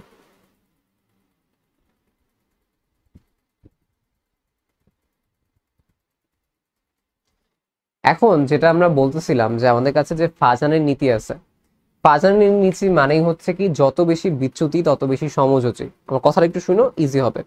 যত বেশি বিচ্যুতি তত বেশি সমযোজী, যত বেশি সমযোজী তত কম দ্রাব্যতা, তত কম স্থায়িত্ব।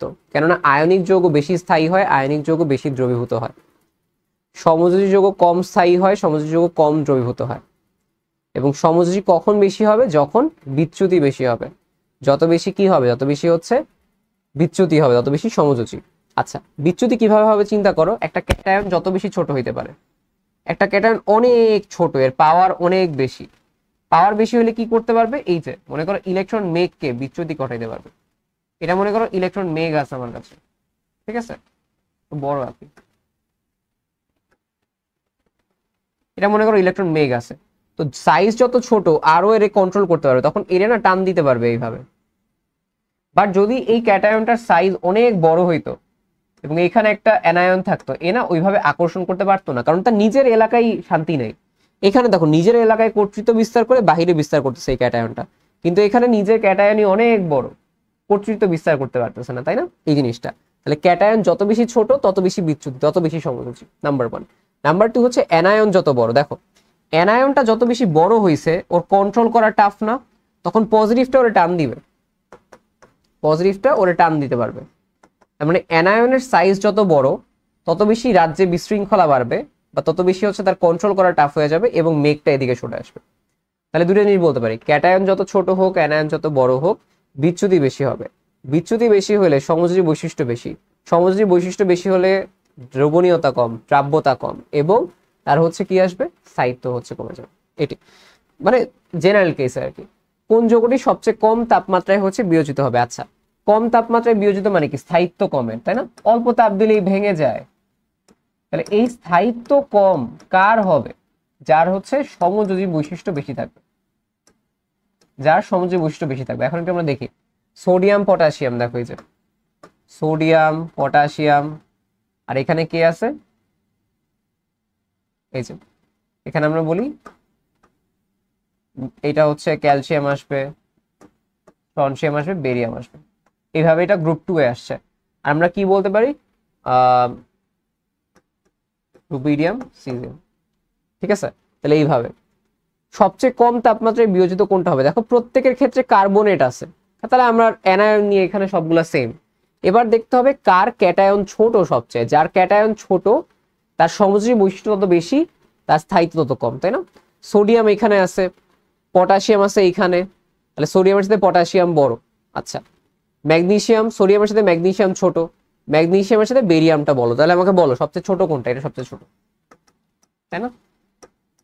বাম থেকে ডানে গেছো, ছোট হয়ে গেছো, উপর থেকে নিচে গেছে, বড় হয়ে গেছে, তাহলে পটাশিয়াম বাদ, নাম্বার 1। সোডিয়াম বাদ, কেন? সোডিয়ামের সাথে ম্যাগনেসিয়াম ছোট, আবার ম্যাগনেসিয়ামের সাথে কি? বেরিয়াম বড়, তাহলে ফাইনালি থাকে কি? ম্যাগনেসিয়াম। তাহলে ম্যাগনেসিয়ামটা হচ্ছে সবচেয়ে ছোট, এর কি হবে? সমযোজী বৈশিষ্ট্য, সমযোজী বৈশিষ্ট্য বেশি, স্থায়িত্ব হচ্ছে কম হবে, বা স্থায়িত্ব কম হলে কম তাপমাত্রায় বিয়োজিত হবে। তাহলে আনসার হচ্ছে কি? আনসার হচ্ছে ম্যাগনেসিয়াম কার্বনেট। বুঝতে পারছো কিভাবে হচ্ছে জিনিসটা ফাংশন করছে? লজিক্যাল, প্রত্যেকটা জিনিসই হচ্ছে এখানে লজিক্যাল। ওকে, সো আমরা এর পরেরটা দেখো যে কোনটিতে হচ্ছে তড়িৎযোজী বন্ধন থাকলেও যথেষ্ট সমযোজী বৈশিষ্ট্য আছে। দেখো অ্যালুমিনিয়াম ক্লোরাইডকে আমরা কি লিখি? অ্যালুমিনিয়াম +3, তারপর হচ্ছে ক্লোরিন -1, মানে 3টা করে লেখা হয়। তাহলে এদের মধ্যে তড়িৎযোজী বৈশিষ্ট্য আছে, কিন্তু তারপরেও কি হয়, অ্যালুমিনিয়াম একটা কি ক্যাটায়ন না, এটা এই অ্যানায়নটাকে হচ্ছে আকর্ষণ করে, তার মানে এর মধ্যে কিছু পরিমাণ সমযোজী বৈশিষ্ট্য দেখা যায়।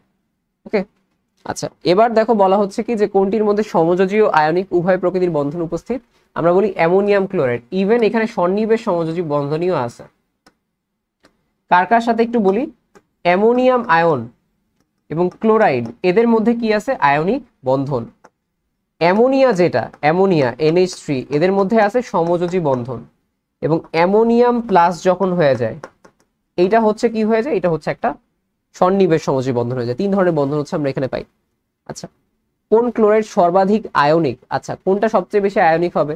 যার ক্যাটায়ন সাইজ সবচেয়ে বড় হবে, তাই না? ক্লোরিন, দেখো ক্লোরিন সেম এখানে। তাহলে আমরা কাকে নিয়ে কথা বলবো এখানে? আমাদের ক্যাটায়ন নিয়ে। এই যে দেখো এটা কয় নাম্বার গ্রুপ? গ্রুপ 15, ঠিক আছে। Nitrogen, phosphorus, arsenic, stibium, bismuth. চিন্তা করো যে যেটা হচ্ছে বিসমাথ তার সাইজটা কি অনেক বড় না ক্যাটায়নের? ক্যাটায়নের সাইজ বড় হলে কি হবে? ক্যাটায়নের সাইজ বড় হলে বিচ্যুতি কম, বিচ্যুতি কম হলে সমযোজী বৈশিষ্ট্য হচ্ছে কম, আয়নিক বৈশিষ্ট্য বেশি। সর্বাধিক আয়নিক কোনটা হবে? সর্বাধিক আয়নিক হবে এই যে বিসমাথ ক্লোরাইড, যেটা এটা। বুঝতে পারছো বিসমাথের কেসে এই জিনিসটা হচ্ছে এইভাবে আসছে বা এইভাবে হচ্ছে ফাংশন করছে।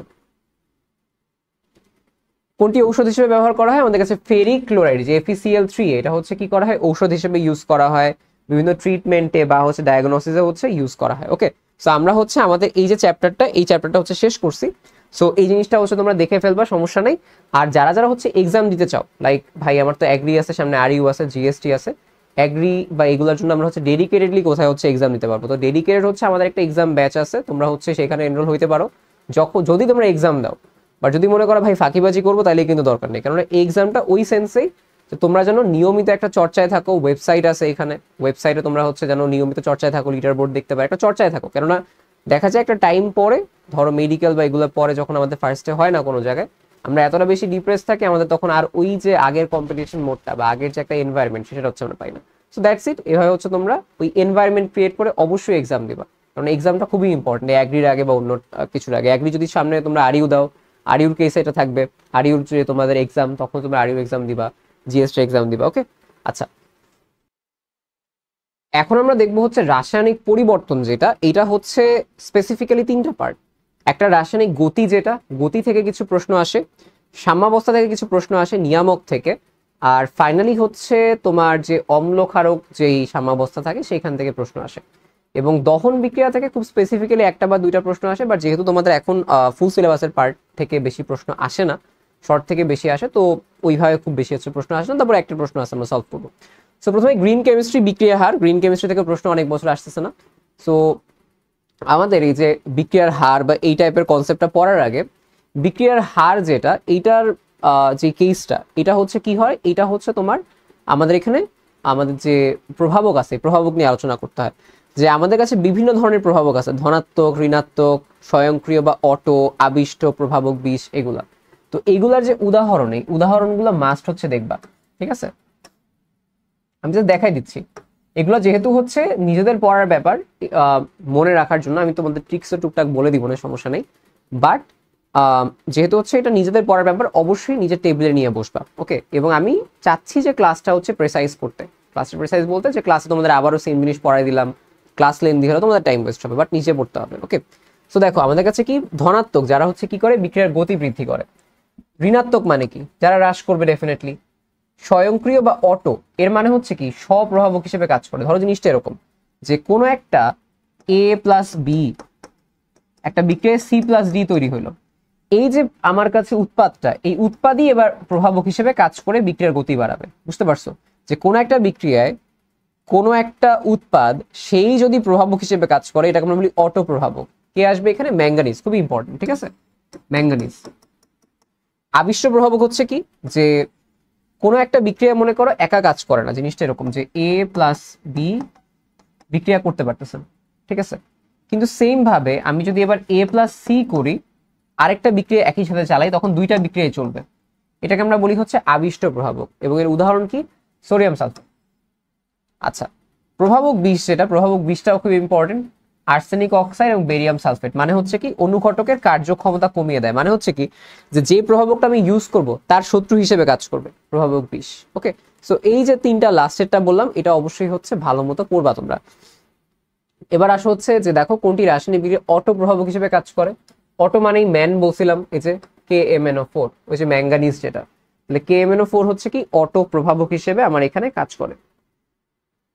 আচ্ছা, এবার আসো হচ্ছে আমাদের পরে রাসায়নিক বিক্রিয়ার সাম্যাবস্থা রিলেটেড যে পার্টটা, যে একটা বিক্রিয়ার হার হচ্ছে কিভাবে নির্ধারণ হয়। মনে করো AA BB CC DD, মানে একটা বিক্রিয়া, জিনিসটা কিরকম আমি তোমাকে বলি, যে H2 + O2 2H2, এরকম একটা বিক্রিয়া, যে এটার একটা A যার আগে সহগ স্মল a, এটা একটা B যার আগে স্মল b, C সহগ যার আগে স্মল c, D তার আগে D।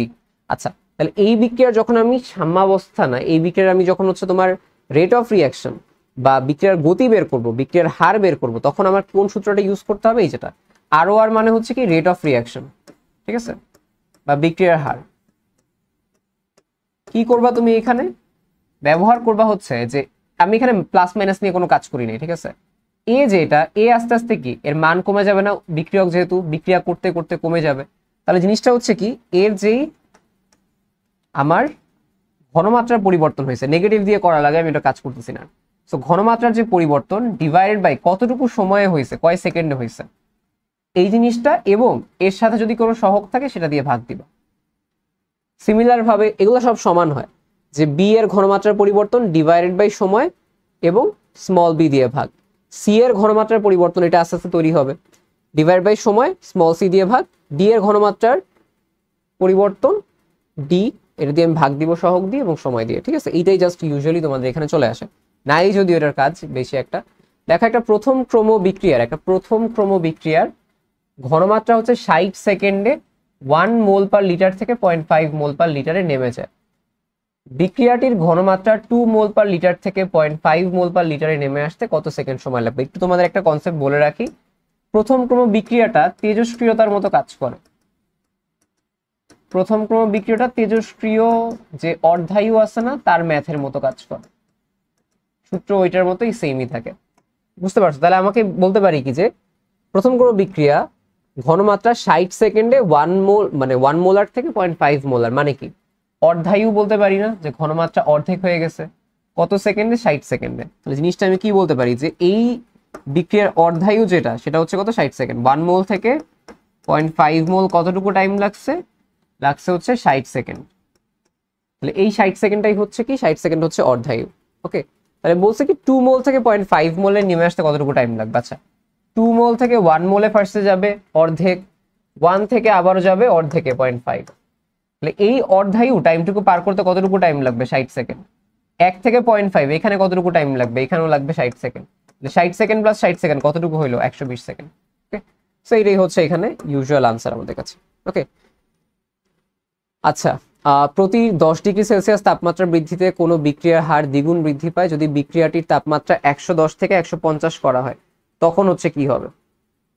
দেখো প্রতি 10 ডিগ্রিতে জিনিসটা দেখো, 110 ডিগ্রি ছিল ফার্স্টে, এরপর 120 হয়েছে, এরপর 130 হয়েছে, এরপর 140 হয়েছে, এরপর 150 হয়েছে। চিন্তা করো যে প্রতিটায় আগে কি হয়েছে? দ্বিগুণ বৃদ্ধি পায়, দ্বিগুণ হয়। তার মানে ফার্স্টে যখন 10 ডিগ্রি বাড়াইলো সে 2 গুণ হইলো, আবার যখন সে 10 ডিগ্রি হইলো সে এই 2 গুণের 2 গুণ হয়েছে, তাই না? আবার 2 গুণ হয়েছে, আবারও 130 থেকে 140 যখন গেছে আবারও 2 গুণ হয়েছে, আবারও যখন গেছে তখন আবারও 2 গুণ হয়েছে। তাহলে কয়বার 2 গুণ হয়েছে বলো তো? এই দ্বিগুণের দ্বিগুণ, এই দ্বিগুণের দ্বিগুণ, এই দ্বিগুণের দ্বিগুণ, মানে আমি কি বলতে পারি? 2 ইন্টু 2 ইন্টু 2 ইন্টু 2, বা বলা হয় 2 টু দি পাওয়ার 4। বুঝতে পারছো? এটা কিন্তু 4 দুগুণ 8 না, তোমরা অনেকে 8 দিয়ে ভুল করবা, এটা না তো, এই দ্বিগুণের দ্বিগুণ হয়েছে আবার। বুঝতে পারছো? প্রত্যেকবারই তো দ্বিগুণ হচ্ছে, প্রত্যেক 10এই আগেরটার দ্বিগুণ হচ্ছে। মনে করো আগে আমার মনে করো কি বলবো এটাকে আমি, যে আমার হচ্ছে বিক্রিয়ার হার যেটা, এটা মনে করো 1 ছিল, তাহলে 10 ডিগ্রি বাড়ানোতে হয়ে গেছে 2, আরো 10 ডিগ্রি বাড়ানোতে হয়ে গেছে 4, আরো 10 ডিগ্রি বাড়ানোতে হয়ে গেছে আরো 2 গুণ, 8 গুণ, আরো 10 ডিগ্রি বাড়ানোতে হয়ে গেছে 8 ইন্টু 2, 16 গুণ। ঠিক আছে, তো এটাই হচ্ছে মেইনলি এখানে আমাদের আনসার, 2 2^4 বা হচ্ছে কি, বা হচ্ছে 16।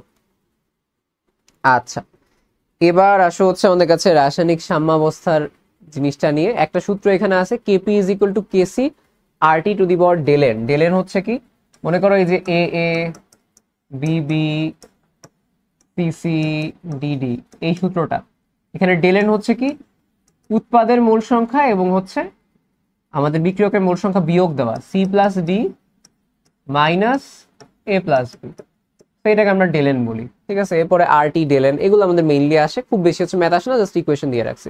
আর হচ্ছে লা শাতেলিয়ার নীতি। লা শাতেলিয়ার নীতি হচ্ছে রাসায়নিক বিক্রিয়ার যে সাম্যাবস্থা, এটা তাপমাত্রা, চাপ এবং ঘনমাত্রার সাথে চেঞ্জ হয়। তাপমাত্রা, চাপ এবং ঘনমাত্রার সাথে হচ্ছে এই সাম্যাবস্থার হচ্ছে মানে পরিবর্তনটা আসলে দেখা যায় আর কি।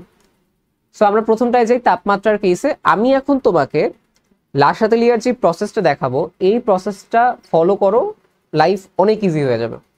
আমি যেটা বলি এটা একটু ফলো করো, লাইফ অনেক ইজি হয়ে যাবে। ঠিক আছে, আমি একটা হ্যান্ড রুল ফলো করি, তাহলে ওইটাই হচ্ছে কাজ হয়ে যায় সবসময়। দেখো, তাহলে আমি হচ্ছে তোমাদের এটা দেখাবো। ওকে, পানি খেয়ে নি।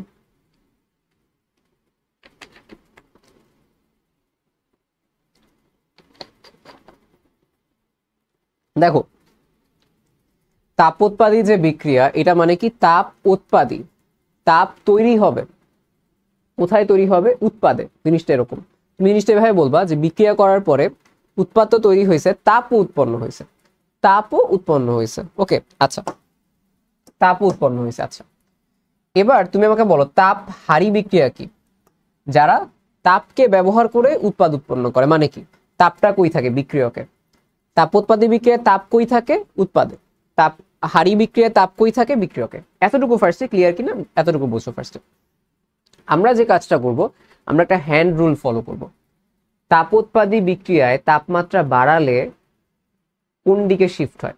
আচ্ছা, তাপোৎপাদী বিক্রিয়া তাপমাত্রা বাড়ানো, তো তুমি কি করবা, সবার আগে যেখানে বাড়া আছে হাত ওইখানেই দিবা। মনে করো তাপমাত্রা বাড়ানো, এই কথাটা বলছি, তাপমাত্রা বাড়ানো, তাহলে হাত কই দিব, এইখানে।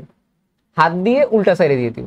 ঠিক আছে, তাহলে তাপমাত্রা বাড়াইলে সাম্যাবস্থা বাম দিকে শিফট হয়, তাপমাত্রা বাড়াইলে সাম্যাবস্থা বাম দিকে শিফট হয়। এবার যদি বলি তাপমাত্রা কমালে কি হবে, তাহলে তাপমাত্রা কম কোন জায়গায়, দেখো এখানে তাপমাত্রা বেশি, এখানে তাপমাত্রা কম, এখানে হিট আছে, এখানে হিট নাই। তাহলে তাপমাত্রা কমালে, তাপমাত্রা কমের দিকে হাত দিছি, ডান দিকে শিফট হবে। তাহলে তাপোৎপাদী বিক্রিয়ায় তাপমাত্রা কমালে তাপ ডান দিকে শিফট হয়। ঠিক আছে, আচ্ছা, তাপ হারি বিক্রিয়া আসো। তাপ হারি বিক্রিয়ায় তাপ যদি বাড়াই আমি, তাহলে তাপ বাড়ানো মানে কি, তাপ কই বেশি, এখানে। তাপ বাড়ালে ডান দিকে শিফট হয়। তাপ যদি কমাই আমি, তাপ কমানো, তাহলে তাপ কমানো হইলে আমি হাত কই দিব, যেখানে তাপ কম আছে। তাপ কমানো হইলে সাম্যাবস্থা বাম দিকে শিফট হবে। এই অর্থাৎ প্রথমে যেটা বলবে তুমি সেই দিকে রাখবা। বাড়াইতে বললে প্রথমে বাড়ানো বলতে যেখানে বেশি সেখানে হাত রাখবা, উল্টা দিকে যাবা। কমাইতে বললে যেখানে কম সেখানে হাত রাখবা, উল্টা দিকে যাবা। এবার আসলে তাপ যদি বাড়াই তাপ হারিতে, তাহলে তাপ কই বেশি, এখানে। তাহলে তাপ বাড়ানো মানে কোথায় বাড়ানো, মানে কোথায় বেশি, এখানে। তাহলে এদিকে যাবা। কমানো কোথায় কম, তাপ এইখানে, তাহলে এখান থেকে এদিকে যাবা। বুঝতে পারছো? সো এইভাবে মিলি হচ্ছে শিফট করবা। তাহলে আমি বলতে পারি তাপোৎপাদী বিক্রিয়ায় তাপমাত্রা বাড়ালে সাম্যাবস্থা বাম দিকে শিফট হয়, মানে উৎপাদের পরিমাণ কমে যায়। যে উৎপাদের পরিমাণ কমে যায়, বিক্রিয়কের পরিমাণ বেড়ে যায়, মানে বিক্রিয়া কি হয়, অত বেশি ভালো হয় না। তাপোৎপাদী বিক্রিয়ায় তাপমাত্রা যদি কমাই, এই যে এখানে হাত দিলাম, তাপমাত্রা কমাইলে ডান দিকে শিফট হয়, মানে বেশি বেশি উৎপাদ তৈরি হয়। ওকে, সো এই জিনিসটা হচ্ছে এখানে আমাদের কাছে চলে গেল। এবার আসো হচ্ছে ঘনমাত্রার কেসে, এটা একদম ইজি। বিক্রিয়কের ঘনমাত্রা বাড়াইলে উৎপাদ বাড়ে, উৎপাদের ঘনমাত্রা বাড়াইলে বিক্রিয়ক বাড়ে। মানে কি পাল্লার মতো, এখানে বেশি দিলে কি হয়, সাম্যাবস্থা রাখতে এখানে বেশি পাঠায় দেয়।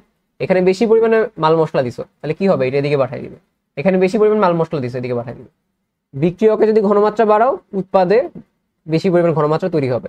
উৎপাদের ঘনমাত্রা বাড়াইলে বিক্রিয়কে বেশি পরিমাণ তৈরি হবে। এটা চাপের কেসে দেখো, চাপের কেসে দুই পাশে পার্থক্য থাকতে হবে, মানে মোল সংখ্যার। যদি মনে করো দুই পাশেই মোল সংখ্যা সেম থাকে, লাইক 2a + 2b, এখানেও 2 আর 2 4, এখানেও 2 আর 2 4, এই ক্ষেত্রে চাপের কোনো প্রভাব নাই। কিন্তু এখানে দেখো চাপের একটা স্পেসিফিক্যালি একটা পার্থক্য আছে। এখানেও সেম। তোমাকে যদি আমি বলি চাপ বাড়াইতে বলছি, তোমাকে আমি চাপ বাড়াও, চাপ বাড়ানো হলো, তাহলে চাপ কই বেশি, 2 আর 3 5, এখানে 4, তাহলে চাপ এখানে বেশি। চাপ বাড়ানো হলে বাড়ানোতে হাত দিব, উল্টা সাইডে যাবে। চাপ বাড়ানো হলে এখানে বাড়ানোতে হাত দিব, উল্টা সাইডে যাবে। মানে হচ্ছে কি, চাপ বাড়ালে এটা ডান দিকে শিফট হবে। চাপ কমানো যদি বলি তাহলে চাপ কম কই আছে এইখানে, চাপ কমানোতে হাত দিলাম উল্টা সাইডে যাবে, তাহলে চাপ কম যেখানে সেখানে হাত দিলাম উল্টা সাইডে যাবে। ঠিক আছে, এটা হচ্ছে মেইনলি এখানে আমাদের প্রসেস ইজিয়ার হবে।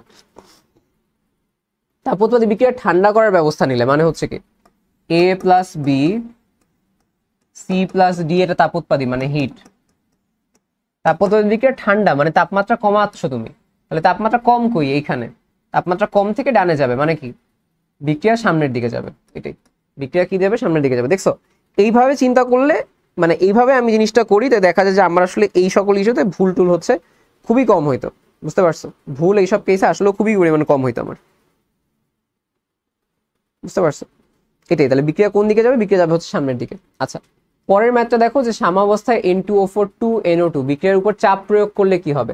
আচ্ছা বিক্রিয়ার চাপ বাড়াইছো তুমি তাই না, চাপ প্রয়োগ করবা, তাহলে চাপ কোথায় বেশি, এখানে না এখানে, এখানে 2 মোল এখানে 1 মোল, তাহলে চাপ এখানে বেশি। তাহলে চাপ প্রয়োগ যখন বলছে আমি চাপ প্রয়োগে হাত দিব উল্টা সাইডে যাব, চাপ প্রয়োগে উল্টা সাইডে মানে কি বিক্রিয়াটা পেছনের দিকে অগ্রসর হবে। চাপ কমানো বলতাম তখন কি হইতো, কমে হাত দিব ডান সাইডে যাব, তাহলে চাপ কমালে সামনের দিকে অগ্রসর হবে, বুঝতে পারছো।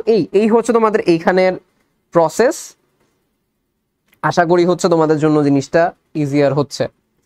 এবার আসো হচ্ছে এটা 300 কেলভিন তাপমাত্রায় 2A 3B বিক্রিয়ার কেসি হচ্ছে কত মোল পার মিটার কিউব হবে। কেপি এটা আসলে কেপি হচ্ছে 8.314 10 to the power -2 pascal, 10 to the power -2 না, এটা আসলে হবে 10 টু দি পাওয়ার 2, আসলে 10 টু দি পাওয়ার 2 প্যাসকেল। ওকে আচ্ছা তাহলে আমরা কি জানি বলো তো, আমরা জানি হচ্ছে K P is equal to K C R T to the power হচ্ছে ডেল এন। এখানে ডেল এন এর মান কত, 3 - 2 দিয়ে কি লিখে দিচ্ছি, তাহলে এখানে ওরা চাইছে হচ্ছে কেসি এর মান কত, কেসি হচ্ছে কেপি বাই আরটি, কারণ 3 - 2 তো 1। কেপি হচ্ছে কি, কেপি হচ্ছে তোমার এখানে দেয়া আছে এই যে 8.314 10 to the power 2 divided by R হচ্ছে 8.314, টি কত 300 কেলভিন দেয়া আছে, তাহলে 8.314 314 কাটা, উপরে আছে হচ্ছে 10 টু দি পাওয়ার 2 মানে 100, নিচে আছে হচ্ছে 300, তাহলে 100/300 মানে কি 1/3, 1/3 মানে কি 0.3333 যেগুলো আসবে সেটা, তাহলে আনসার হচ্ছে কোনটা, এটা 0.33। দেখতে পারছো এগুলা কিন্তু ক্যালকুলেটর ছাড়াই সুন্দরভাবে করা যাচ্ছে, ক্যালকুলেটর ছাড়াই সুন্দরভাবে করা যাচ্ছে, এগুলো সমস্যা নেই কোনো। এবার আসা হচ্ছে এটা যে 25 ডিগ্রি সেলসিয়াস 18.25 না 25 ডিগ্রি সেলসিয়াস তাপমাত্রায় ও 1 atm চাপে PCl5 80% বিয়োজিত হয়ে PCl ও ক্লোরিন উৎপন্ন করে, কেপি এর মান কত। তোমরা অনেকে এগুলোর জন্য সূত্র মনে রাখো, আমি এগুলোর জন্য সূত্র কখনোই মনে রাখি না, প্যারা, সূত্র মনে রাখা মানেই ভুল করা, ঠিক আছে, সূত্র মনে রাখা মানেই ভুল করা। আমি যে কাজটা করি আমি ডিরেক্টলি ইকুয়েশন দিয়ে করি। মনে করো PCl5 ভেঙে হয়েছে PCl3 এবং ক্লোরিন 2, তোমরা আমাকে বলো যে কেপি, কেপি হচ্ছে একটা সাম্য ধ্রুবক এবং সাম্য ধ্রুবকের মান কি আদি ঘনমাত্রার উপর নির্ভর করে না।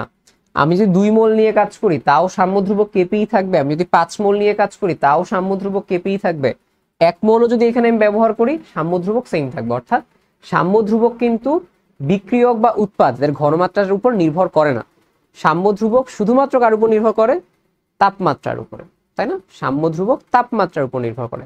সাম্য ধ্রুবক আমি কোন ঘনমাত্রা নিছি, কোন কয়টা মোল সংখ্যা নিছি, কয় মোল নিছি, কয় গ্রাম নিছি তার উপর ডিপেন্ডই করবে না।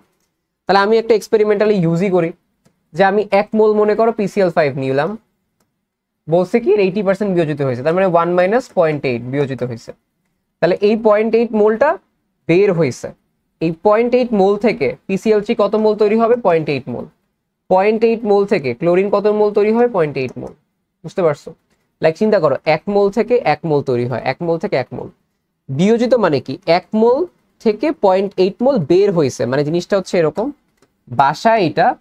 বাসা থেকে বিক্রিয়া করার জন্য বের হয়েছে 0.8 মোল, তাহলে 0.8 মোলই তো বিক্রিয়া করবে তাই না, 1 মোল ধরে করবে না, তাহলে 0.8 মোল PCl3 উৎপন্ন করে 0.8 মোল, ক্লোরিন উৎপন্ন করবে 0.8 মোল। ওকে তাহলে আমাদের কাছে ফাইনাল টাচে কি থাকে বলতো, ফাইনাল টাচে থাকে হচ্ছে এখানে 0.2 মোল, 0.8 মোল, 0.8 মোল। আচ্ছা তাহলে আমরা একটু কেপি বের করি, কেপির বেসিক সংজ্ঞাটা হচ্ছে কি, কেপি মানে হচ্ছে পার্শিয়াল প্রেসার, মানে আংশিক আমরা বলি চাপ, জিনিসটা আংশিক চাপ কিভাবে করবা বলো, PCl3 এর আংশিক চাপ নিবা তুমি, ঠিক আছে, আমরা নিলাম হচ্ছে P of PCl3 into P of chlorine 2 divided by P of PCl5। আচ্ছা, আংশিক চাপ কিভাবে বের করে? আংশিক চাপ বের করে হচ্ছে মোট চাপ ইনটু মোল ভগ্নাংশ। মোল ভগ্নাংশ জিনিসটা কি ভাই?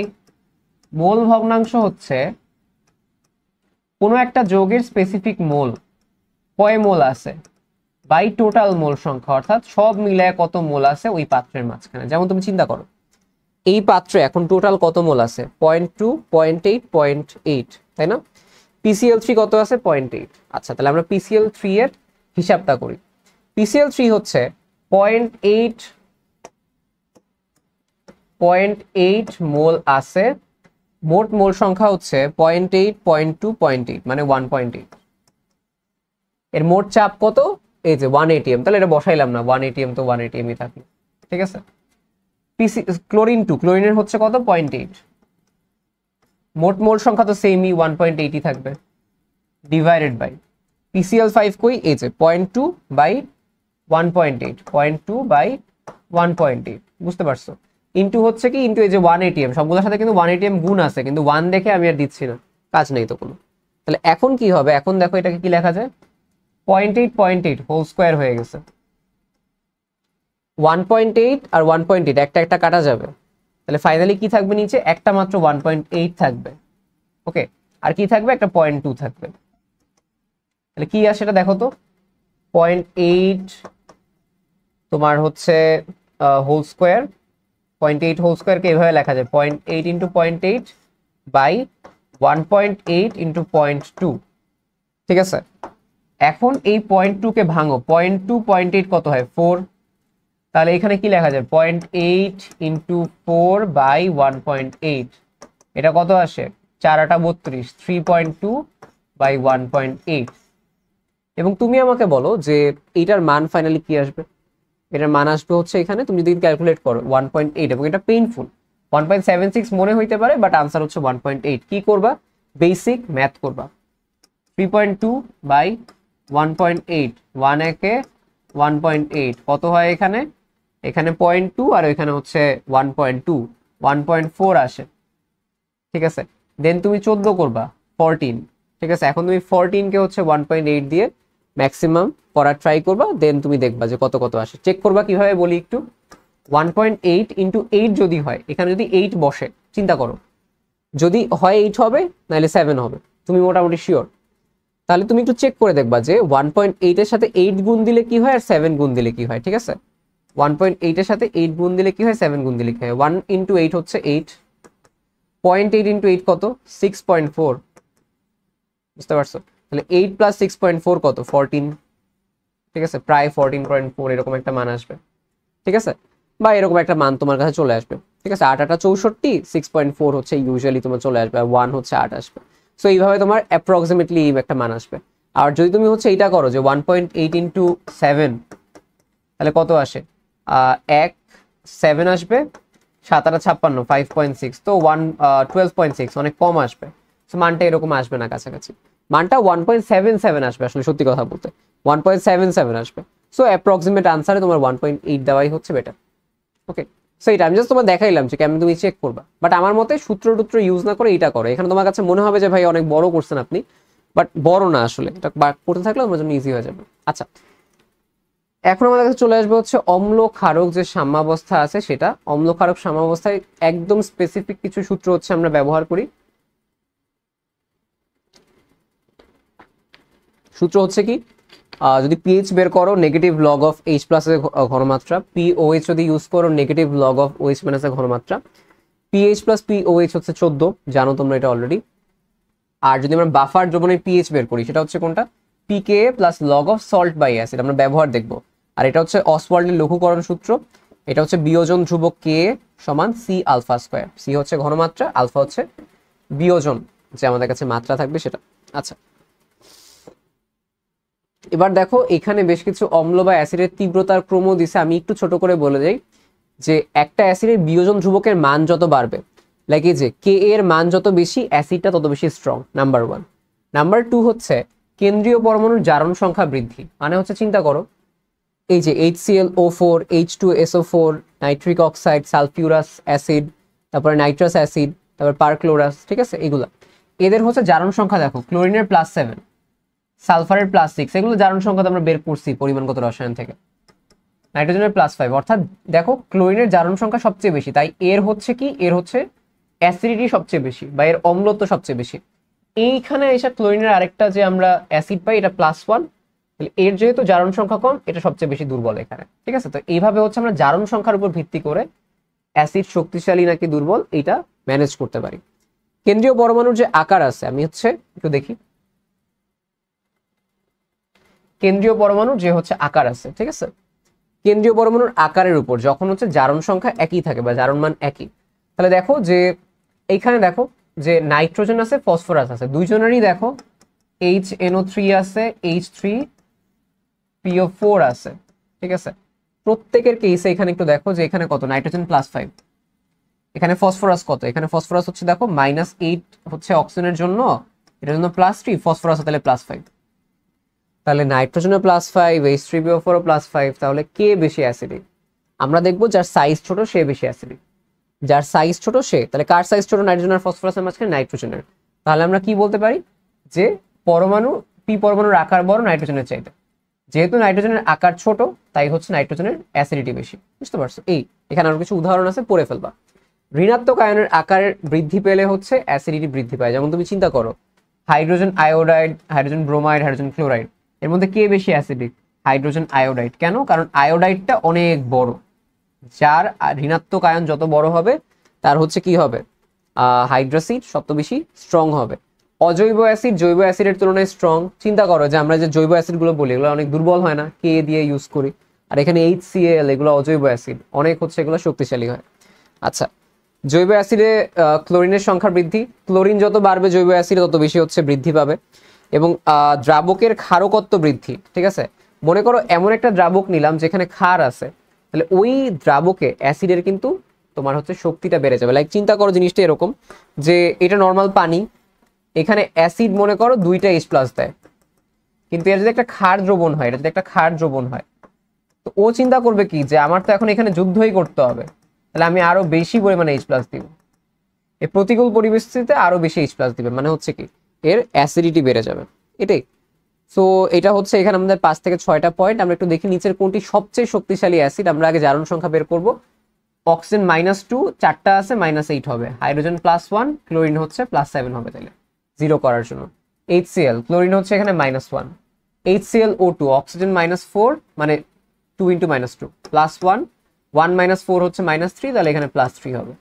আচ্ছা, HClO3, আমার কিন্তু মেইন টার্গেট থাকে 0 বানানো, ঠিক আছে। এখানে অক্সিজেন -2, -6, +1, 1 - 6, তাহলে এখানে +5 দিলে 0 হয়ে যাবে। তাহলে সবচেয়ে বেশি জারণ সংখ্যা কই আছে? এখানে। তাহলে এটা হচ্ছে সবচেয়ে শক্তিশালী অ্যাসিড। ওকে, এটা কততে আসছে তোমার?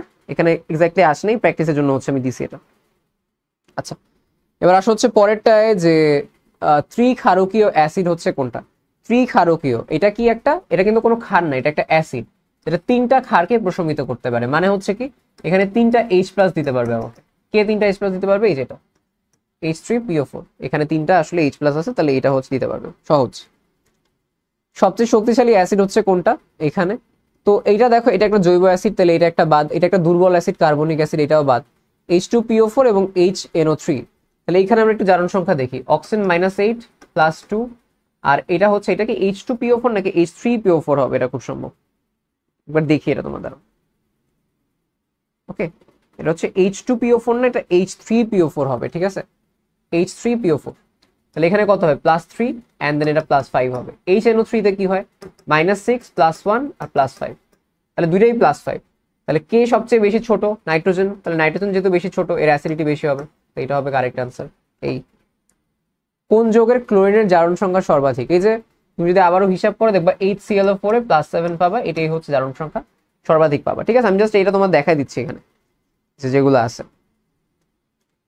গ্রুপ 5 এর মৌলগুলোর +5 এর জারণ সংখ্যার স্থায়িত্বের ক্রম হচ্ছে কোনটা? আচ্ছা, তাহলে স্থায়িত্বের ক্রম মানে হচ্ছে কি কোনটা হচ্ছে বেশি স্ট্রং, কোনটা হচ্ছে বেশি দুর্বল, ওইভাবে দেখো। প্রত্যেকের কিন্তু এখানে +5 হচ্ছে এখানে আসার কথা। এখানে হচ্ছে কত? -6, আর মেইনলি হচ্ছে +5 জারণ সংখ্যা এখানে চলে আসবে, ঠিক আছে। +5 জারণ সংখ্যার পার্টে ভিতরে +5 আসলে মেইনলি আছে, এটা আসলে অক্সাইড, যেটা অক্সাইডের এখানে পার্টটা চলে আসে, ঠিক আছে, অক্সাইডের পার্ট চলে আসে। বাট আমরা আগে ফার্স্টে দেখি জিনিসটা হচ্ছে কিভাবে কাজ করে, যে যদি এদের +5 জারণ সংখ্যা হয়, এদের স্থায়িত্বের ক্রম হচ্ছে কোনটা হবে? স্থায়িত্বের ক্রম হচ্ছে আমরা কি জানি, যে যার সাইজ ছোট সে বেশি স্ট্রং, সে বেশি স্ট্রং মানে কি, সে বেশি স্থায়ী, তাই না?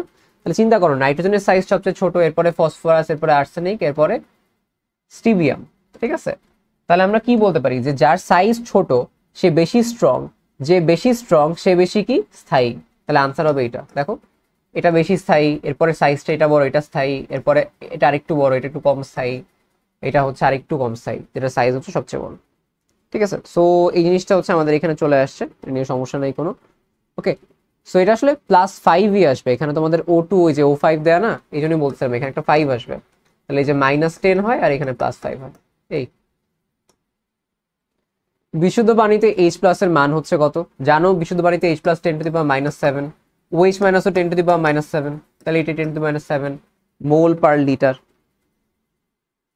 পানির pKw এর মান কত আমরা জানি কি, KW পানির মান কত, 10⁻⁻14। তাহলে pKw, p মানে কি মাইনাস লগ বসানো, তাহলে মাইনাস লগ 10⁻⁻14 কত হয়, 14 হয়। এটা হচ্ছে আনসার। বলা হচ্ছে যে 0.01 মোলার HCl দ্রবণের পিএইচ এর মান। আচ্ছা, তাহলে আমরা কি বলতে পারি, যে 0.01 মোলার HCl দ্রবণের পিএইচ এর মান, তাহলে আমরা কি জানি, পিএইচ সমান negative of log of H+। এখানে HCl থেকে আমরা কি 1 মোল এটাই পাবো, তাই না? এখানে মিলে যদি H+ ক্লোরাইড, তাহলে HCl এখানে ঘনমাত্রা কত, 0.01, তাহলে H+ ও কত হবে, 0.01ই হবে। আচ্ছা, তাহলে এখানে বসাই মাইনাস লগ 0.01। আচ্ছা, তাহলে আমাকে দেখতে হবে এটা এক কয় ঘর পরে আছে, 1 ঘর 2 ঘর, তাহলে 0.01 কে কি লেখা যায়, লেখা যায় 10⁻⁻²। তাহলে মাইনাস লগ 10⁻⁻², তাহলে এটা তো লগ বেস 10 ছিল, তাহলে 10 কাটা গিয়ে এখানে চলে আসবে কত, পিএইচ চলে আসবে হচ্ছে 2। পিএইচ কত চলে আসবে, পিএইচ চলে আসবে হচ্ছে 2। এটা আমি জাস্ট তোমাদের দেখাইলাম, জাদিদ ভাইয়ের একটা ভিডিও আছে তোমার পিএইচ এর উপর, ওটা একটু দেখতে পারো তোমরা, ঠিক আছে। 0.05 মোলার H2SO4 এর দ্রবণের পিএইচ কত? আচ্ছা, তাহলে H2SO4 যখন তুমি ভাঙবা তখন তুমি কি পাবা, 2H+ এবং SO4 2-, তাহলে এইটার ঘনমাত্রা কত, 0.05। তাহলে 2H+ কি এর দ্বিগুণ, তাহলে এটা কত হয়, 0.05 × 2, বা কি লেখা যায় 0.01। ওকে, এটা হচ্ছে H+ এর ঘনমাত্রা। তাহলে আমরা কি বলতে পারি এখান থেকে, পিএইচ কি হবে আগেরটার মতো, মাইনাস লগ অফ 0.01। আনসার কত আসবে, 2। সেম ভাবে এটার আনসারও কত আসবে, 2 চলে আসবে, ঠিক আছে। আমরা কিন্তু খুব ফাস্ট করতেছি জিনিসটা, যেন তোমরা জাস্ট জিনিসটা বুঝতে পারো, আমরা জাস্ট খুব কুইকলি করতেছি। পরে দেখো বলা হচ্ছে কি, পিএইচ সমান 5 অপেক্ষা পিএইচ সমান 2 এর দ্রবণ কত গুণ বেশি অম্লীয়। ভেরি ইজি, পিএইচ সমান 5 এ H+ কত হয়, 10⁻⁻5 মোলার। পিএইচ সমান 2 এ H+ এর ঘনমাত্রা কত, 10⁻⁻2। বুঝতে পারছো নাকি, যে 10⁻⁻2 দিলে ঘনমাত্রা চলে আসে আর কি। তাহলে কতটুকু বেশি অম্লীয় বলো, 10⁻⁻2 বাই 10⁻⁻5, তাহলে কত, 1000 গুণ। তুমি জানোই যে পিএইচ এ প্রত্যেক ঘরের জন্য 10 গুণ হয় আর কি, সেটা হচ্ছে 1000 গুণ বেশি অম্লীয়। কত গুণ বেশি অম্লীয় এটা বলা হচ্ছে, 1000 গুণ বেশি অম্লীয়। আচ্ছা, পরের যে ম্যাথটা সেটা হচ্ছে 25°C তাপমাত্রায় বিশুদ্ধ পানির আয়নিক গুণফল 10⁻⁻14। তোমরা জানো এটা কেডব্লিউ,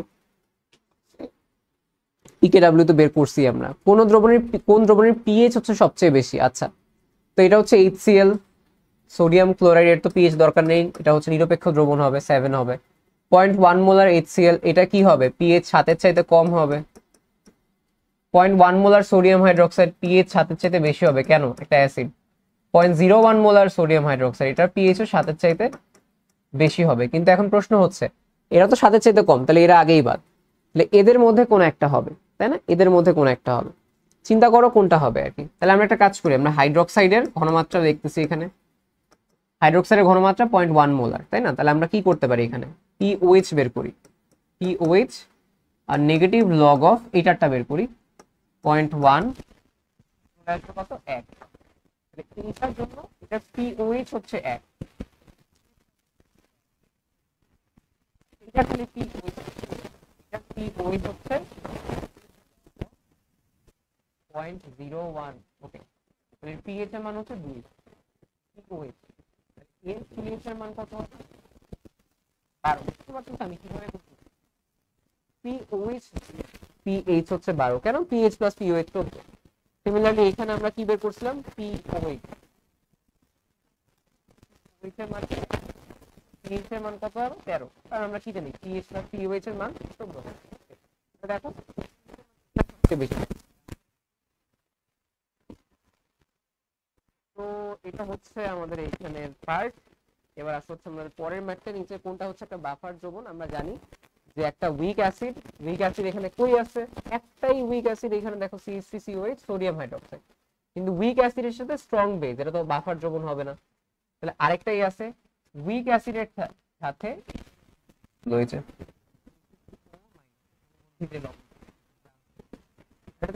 আচ্ছা এবার আমাদের কাছে আসছে হচ্ছে যে সমপরিমাণ 0.5 মোলার অ্যামোনিয়া এবং 0.5 মোলার অ্যামোনিয়াম ক্লোরাইড দ্রবণের মিশ্রণের পিএইচ। ঠিক আমাদের যে পিএইচ আছে পিএইচ এর সূত্র কেন, কারণ এখানে জিনিসটা দেখে লিখবো পিওএইচ, যখন পিএইচ এর সূত্র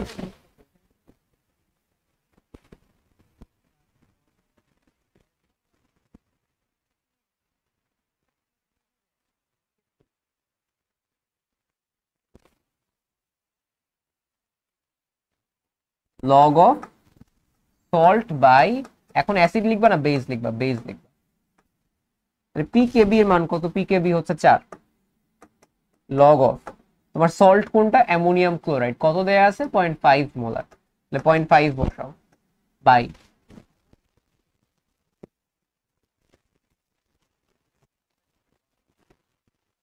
প্লাস লগ 1, লগ 1 এর মান কত 0, তাহলে আনসার হচ্ছে কত 4, এবং লাগাবো 4, এবং সেই আনসার হচ্ছে ভুল। ঠিক আছে, চাইছে কি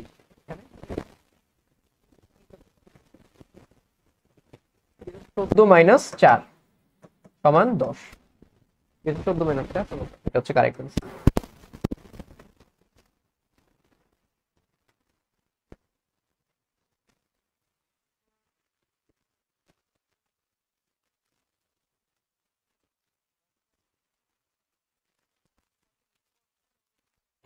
যত বেশি পাতলা হবে কোন একটা দুর্বল অ্যাসিড, তত বেশি তার হচ্ছে কি হবে বিয়োজন হবে, তাই না, সর্বাধিক বিয়োজন। লাইক তুমি চিন্তা করো যে এরকম যে 1 মোলার যদি থাকে সে মাত্র 5টা বিয়োজন করে, আরো পাতলা করছি মনে করো 0.0001 মোলার করলাম, তাহলে দেখা গেল সে 1000টা বিয়োজন করে।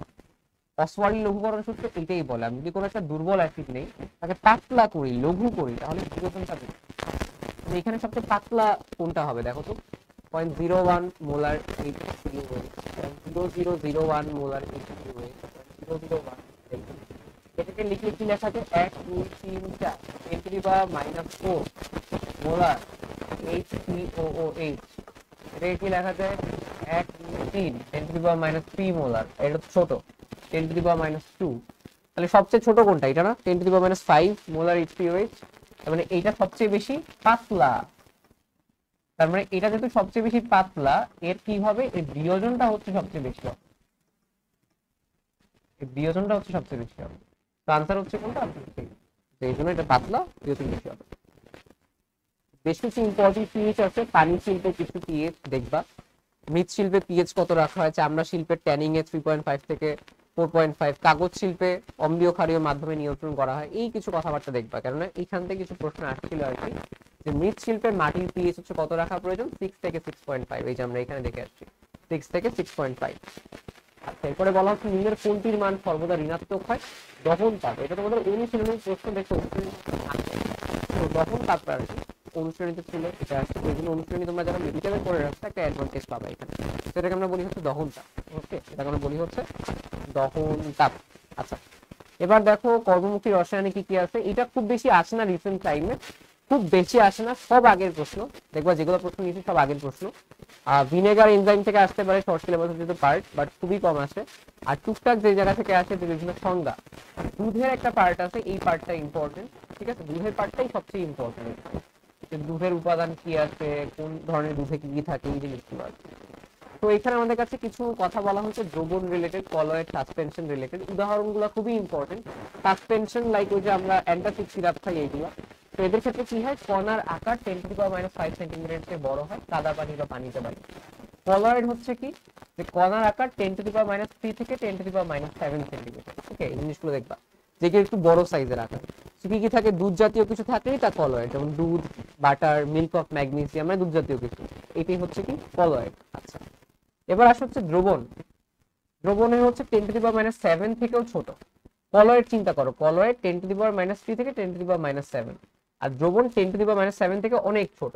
যেমন কি চিনি শরবত, এগুলা এগুলা দ্রবণ হয়ে যায়, কোনো নিচে কি পড়ে না, নিচে কোনো স্তর পড়ে না, নিচে কোনো অধক্ষেপ পড়ে না, তাই না, সাসপেনশন পড়ে না, কলয়েডে কোনো কিছু তলানি পড়ে না, যেগুলো দ্রবণ হয়। আচ্ছা, ক্রিস্টালয়েড যেটা দ্রবীভূত অবস্থায় উদ্ভিদ বা প্রাণীর ঝিল্লি বা পার্চমেন্ট কাগজ অতিক্রম করতে পারে, মানে বৈষম্যভেদ যে পর্দা আছে সেটা হচ্ছে অতিক্রম করতে পারে।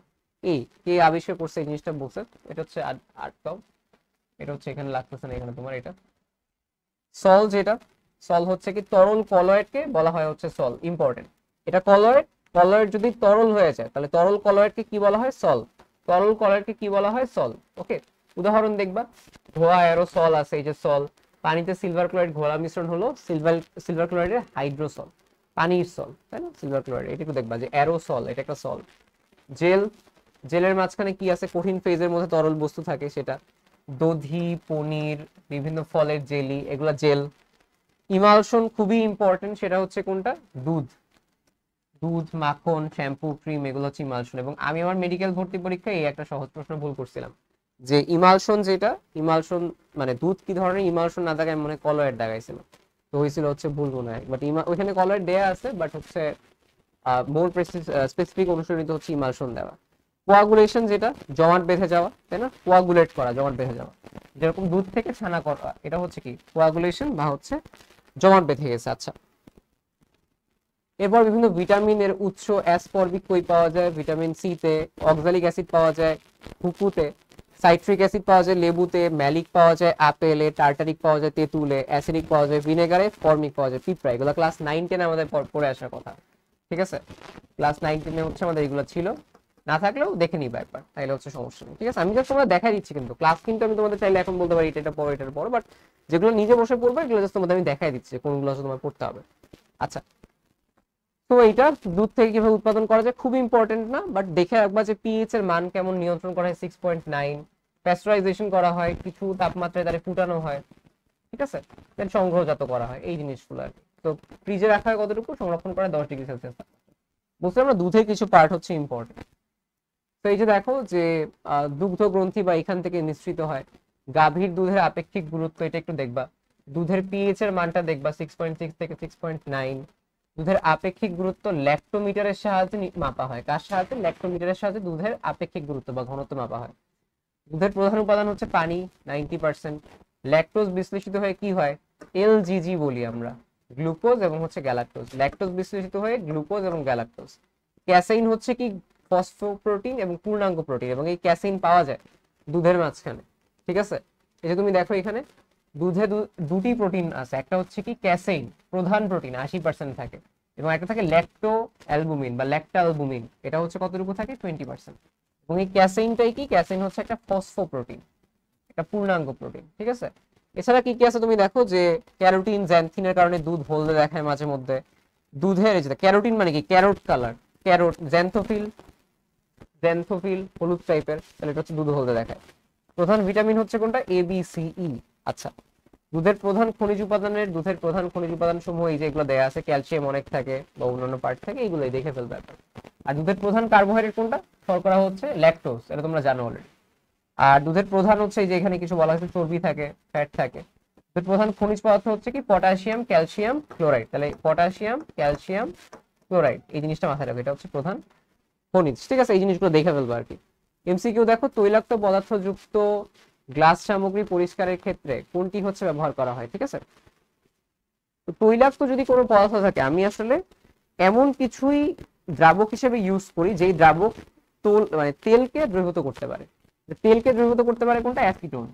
জৈব দ্রাবক, তেল একটা জৈব দ্রাবক মিলাইতে পারে, তাই হচ্ছে অ্যাসিটোনে রাখলে তেল দ্রবীভূত হয়ে যায়, তেলটা সরে আসে, মানে দ্রব্য সামগ্রী হচ্ছে পরিষ্কার হয়ে যায়। ভ্যানিশিং ক্রিমের প্রধান উপকরণ হচ্ছে কোনটা? ভ্যানিশিং ক্রিম যেটা, ভ্যানিশিং ক্রিম আমরা আসলে কি দিয়ে তৈরি? স্টিয়ারিক অ্যাসিড, মানে তেল তেল তেল তেলা জিনিস থাকে, ওই যে আমরা যেটাকে বলি চর্বি দিয়ে বানাই ওরকম আর কি। কোনটি নিরাপদ খাদ্য সংরক্ষক হিসেবে ব্যবহার করা হয়? নিরাপদ খাদ্য সংরক্ষক হিসেবে ব্যবহার করা হচ্ছে আমাদের কাছে সোডিয়াম বেনজয়েট। Sodium benzoate. খাদ্যদ্রব্য পচনে অন্যতম সহায়ক হচ্ছে অক্সিজেন, এই যে অক্সিজেন পারঅক্সাইড গঠন করে, দেন খাদ্যদ্রব্য পচন ঘটায়। কোনটি প্রাকৃতিক খাদ্য সংরক্ষক? আমরা জানি লবণ বা সোডিয়াম ক্লোরাইড প্রাকৃতিক খাদ্য সংরক্ষক। হচ্ছে নিচের কোনটি ভিটামিন সি? ভিটামিন সি বলতে আমরা জানি হচ্ছে এই যে অ্যাসকর্বিক অ্যাসিড, তাই না?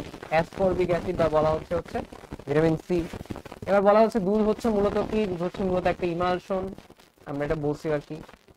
দুধের পানি ও চর্বির অনুপাত হচ্ছে কত? ঠিক আছে, দুধের পানি এবং হচ্ছে চর্বির অনুপাত কত? এটা একটা মুখস্থ ভিত্তিক সংখ্যা, 85:15। ওই আগের প্রশ্ন, আমি আগের প্রশ্ন এগ্রিকালচারে, ঠিক আছে? তো 85:15। তো এই চ্যাপ্টার থেকে যে কোনো আনপ্রেডিক্টেবল প্রশ্ন আসতে পারে চ্যাপ্টার 5 থেকে। তো এই জন্য আমি বলবো চ্যাপ্টার 5 বেসিক পার্ট যতটুকু পড়ো, দুধের পার্ট থেকে একটু পড়ো, আর বাদ বাকি হচ্ছে ওই যে ইমালশন কোনটা, কলয়েড কোনটা, এইটা অনুশীলনীটা পড়েছে, ঠিক আছে? তাইলে হচ্ছে সমস্যা হবে না। আর বাদ বাকি আমরা মোটামুটি এই যে স্লাইডের পিডিএফ তোমাদের দিয়ে দিব, এখানে যে লেখাগুলো আছে লেখাগুলো পড়বা, যেটা তোমাদের বই থেকে পড়তে বলছে এগুলো পড়বা। হোপফুলি ক্লাসের যে পড়াটা এটা হচ্ছে বুঝতে পারছো, আমি ক্লাসে দেখা গেছে আজকে তুলনামূলক অনেক তাড়াতাড়ি বলছি। এর বলার কারণটা হচ্ছে তোমাদের যে রিভিশন দেওয়া, আমরা রিভিশন দিয়ে খুব কুইকলি এগ্রির আগে যেন একটা ক্লাসের মাঝখানে অনেকগুলো পড়া করে ফেলতে পারি যেগুলো বারবার রিপিট হয়, এবং যখন আমার এগ্রি পরীক্ষা আসবে যেন বলতে পারি আচ্ছা 2 দিন আগে তো ভাইয়ার ক্লাস করছিলাম। ওকে, তো সবাই ভালো থাকো, সুস্থ থাকো, আল্লাহ হাফেজ সবাইকে। ইনশাআল্লাহ হচ্ছে ভালো একটা প্রিপারেশন নিতে হবে। ওকে, ফিজিক্স ক্লাস দেখা হবে। আল্লাহ হাফেজ সবাইকে।